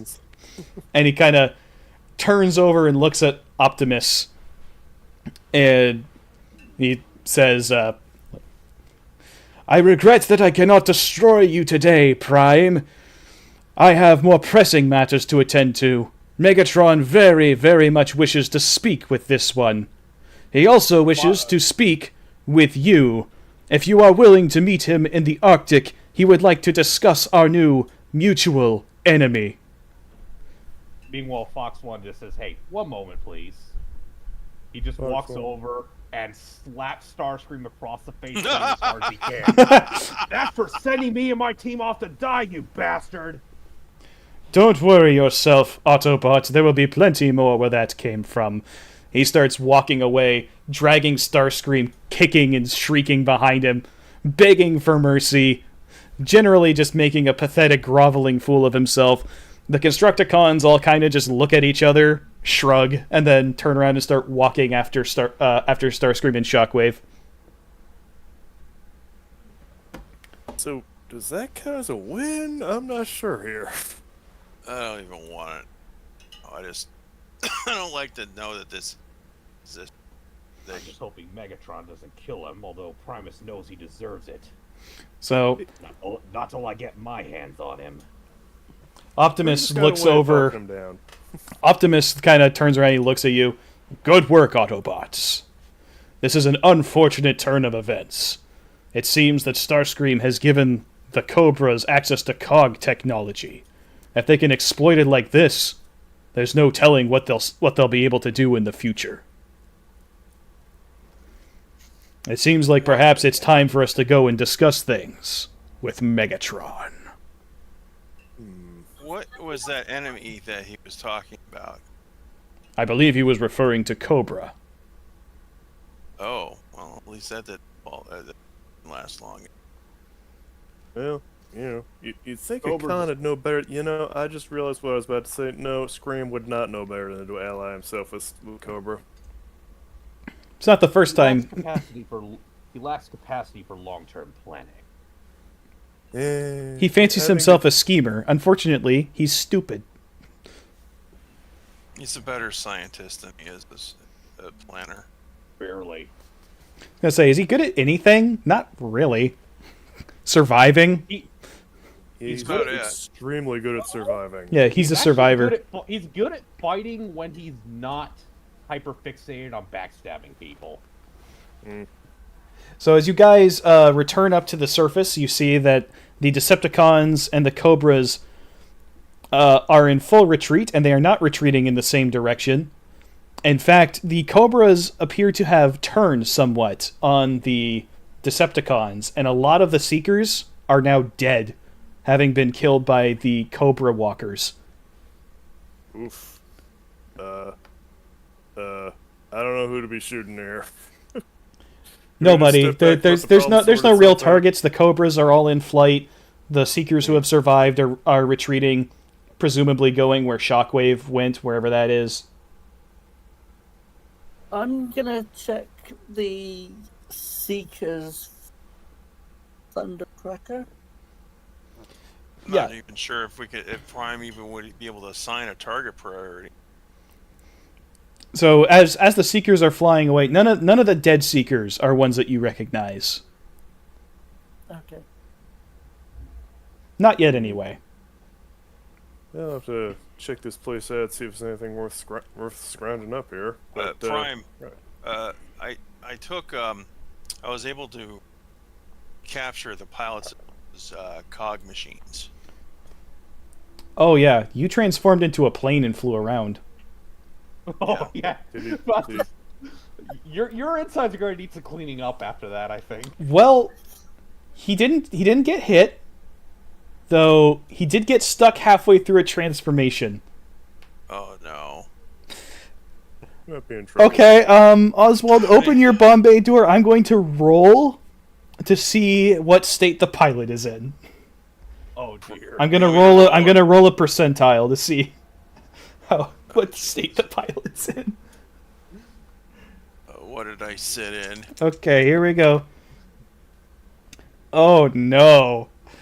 Oh no. You got a bullet chili. Hey Prime, I captured one of the enemy pilots. You open your bomb bay door, and just a mass of guts plops out onto the ground at your feet. Ew. Prime just looks at you. He stares at you completely blank, lost for words. And Doc was like, oh, He went in. Optimus Prime is utterly speechless at what you've just shown him. Scrap. Your dog kind of dry retches at that. The Joes that are around, like the Joes that have been doing their cleanup, they look at you and they all go, "Oh!" What state is Wheeljack in? Is he still- Wheeljack is conscious, but he's still very much not in a state to be fighting. He's being carried by the Joes have brought in some heavy equipment to help move him around. How about Jazz? Go and check on Jazz. Jazz is okay, kind of. He's unconscious still, but his spark is still lit. are there any Dragon. disabled seekers that are not dead yet? No. Okay. Nope. As you go around, you do recognize one of the seekers. There is a very bright green seeker who has been just ripped apart from the inside. Acid storm? Acid storm. By what? What did that? It looks like he's still stuck halfway in his transformation. It looks like from what you could see that he got half transformed mid-flight, crashed down, and then one of the Cobra walkers finished him off. Ooh. Yeah, it'd be pretty lousy to be a flyer when that wave came out, wouldn't it? Yep. And Jetfire is nearby. He's picking himself up and trying to get his bearings again. He landed pretty hard, but he's okay. And he starts helping carry Jazz. Yeah. I'll do what I can for first aid. Yeah. Can't do much. I'll actually help out. I'm not bad at repairs. Okay. You guys gonna do a field repair on Jazz? Yeah. Oh yeah. Okay. I'll just do an assist. No, as he goes by, Acid Storm's remains. Fox One just gives them a quick little salute. They used to fight side by side, after all. All right. I'm just gonna roll a repair check here. Let's see. Oh, I actually did pretty well here. So yeah, that's like a 21. It's like the best roll I've had all day. Well, there you go. It's one that barely matters. So yeah, you're able to stabilize Jazz. He's okay. He kind of like gives you a weak little wave. He's like, "Whoa, I wiped out back there. What happened?"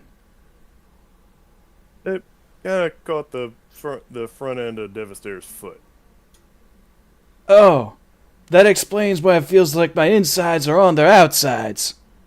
They kind of are. You don't want to look down right now. We'll work on Don't that. look down at what? Oh God! Oh Primus! Oh! Oh no! I tried to warn him. Really tried to warn him. I don't know. Starscream got a bright idea, as usual. At this point, I'm not sure even Prime is going to know what kind of target priority we have. At this point, I'm not sure if the Decepticons are our main enemy anymore. Well, For now- Megatron has offered to meet with him up in the Arctic. And it seems that Prime has decided that he's going to accept that meeting. So you guys all managed to get back aboard. The Joes move back to their headquarters. And you guys start heading back to the Ark. And you have successfully completed another operation. Cobra has been driven out of Boston. The Decepticons have withdrawn. The transmitter is destroyed. All of you guys, because of how tough this particular one was, you're all going to level up. Yay. Cool. Good to- Okay, so now what do we do with that? Now we get to dig through the rule book and figure out what the fuck that means.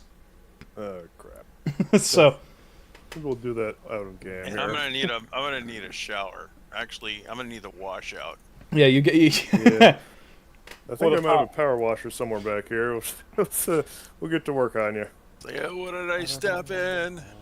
Oh my goodness. Yeah. So yeah, and then after you opened your Bombay door, like a little tiny parachute just fluttered out. Well, he must be okay then. Yeah, he's fine. He's gonna be okay. Oh boy. All right, and with that, that is 3 hours into the RPG stream. We've reached the end of this week's session, I believe. That's a great spot to end there. Before we go, I was wondering if you want to show something. Yeah, what you got? Just handed it to you. Okay, let me grab it here. Oh, sick! Hang on, let me show this to everybody on the stream. There's the Cobra Walkers. Oh my god! No, this is not. I didn't do everything from scratch. This is just the cross cut that I had done previously, that I cut up and put it together as Cobra. That's cool, dude. Not bad. So, what did you guys think of the adventure today? That was hair raising. Probably would have been better if I could have rolled consistently well, but no. I mean, part of my problem is my build. I'm not really the best at anything, and so when That will improve as you level up. Remember, you guys are level 1. I know. Well, we'll This do now. has been ambitious for your level. To be perfectly frank, yes. I may have gotten a little too excited and thrown too much at you, but Maybe a little. I think you'll find that things are actually easier to accomplish as you go along. Ideally. All right. Well, we're gonna have some fun doing some upkeep, and I'm gonna switch my loadout. I'm gonna drop one of the blasters since I can only use one anyway, and switch to a blade since I have the martial skill for it. Yeah, That works. Gunslinger had a great time. Yeah. You didn't get Burger King this Nice. time. Yeah. No, I had a good time running this one. I wanted to try something ambitious for Cobra Commander. I wanted to bring him in with a bang. I think we accomplished that. You guys fought Devastator and lived. Somehow. Yeah, he couldn't hit any of you. He was rolling like absolute ass that whole way. Like I'm rolling is like 7, 6. It's like, well, shit. Yep, we're very familiar with that effect. I can't believe I got 3 nat 20s in the session. Now something else also that we could have done at any point. There's these things called story points that we get. That's true. I'm going to say that for 2 completed missions, I'm going to give you guys 2 story points to use in the future. Okay. What do those do? They let you do any number of different things. Let me read the source book. You can re-roll any fumble. You can roll a skill test as if you were specialized. You can add 5 to a defense before the dice are rolled, or +1 to a defense after. You can gain temporary access to a minor piece of equipment or tool useful in the scene. You can get a clue when stumped, or special rules requiring the expenditure of a story point. So, basically, you could just... It's Deus Ex Machina. Yeah. So Sounds kind of like so, Karma Pool. yeah, Shadowrun. yeah, basically, or like D&D has something similar. Can't remember what it is. Inspiration. That's it. Yeah, inspiration points. Yeah. Yeah. Yeah, it's So that. it basically works like inspiration. So like for example, in that fight, D tried to look around to find like a power cable to maybe use to jam into Devastator and make him separate. Like if he spent a story point on that, I would probably say that he found something to use there. Works for Okay. me. Yeah. So you guys now have 2 story points that you can use in the future. It's a shared pool, I believe. So it's across the whole party. So keep that in mind, but Don't overuse them. That we all have to agree on it, and the GM has to agree according to it. Yes. And, well, I know, I was about to say, I'm not sure how essence increases are calculated. All I do know for sure is that I did get a new perk. That's most of what leveling up is, I believe, is mostly done through perks. Yeah, so, yeah, in other words, my essence score is going to be staying very low, I think. Yeah, Zero. We can all kind of drag each other through it after the stream. Uh-huh. Yeah, I think we're gonna. Yeah, this is gonna take some time. Yeah, so that's the audience doesn't need. Yep. So that's basically the end of the session here. So glad everybody had a good time. I'm still learning the system, so things weren't perfect, but I think we had a good time overall. So we won't be here next week. I've got some family stuff to take care of. There's plenty of time to figure out how this level up system works. Okay. Yeah, you're right if I drop one of the blasters for a blade, like a sword or something. Sure. Yeah. I mean, equipment can be swapped out between missions anyway, so... Yeah, that's what I thought. Also, I mean, cinematically, you can still have it present as being 2 blasters, just from the rules. In rules terms, it's firing 1. I can only fire one at a time. Yeah, but you can describe yourself as shooting 2 in 1 in each hand. It's Yeah, just like you could mechanical. spam fire your blasters and it just counts as one attack. Okay. Well, I want the sword anyway because I got the martial skill for it. Okay. You don't have to give up your dual blasters for it. Like, your dual blasters will still count as one attack, but you're still flavor text shooting both of them. Okay. Yeah, that's what I was trying to say. So yeah, thanks everybody for joining in. We will see you next time. Should be week after next, all things going well.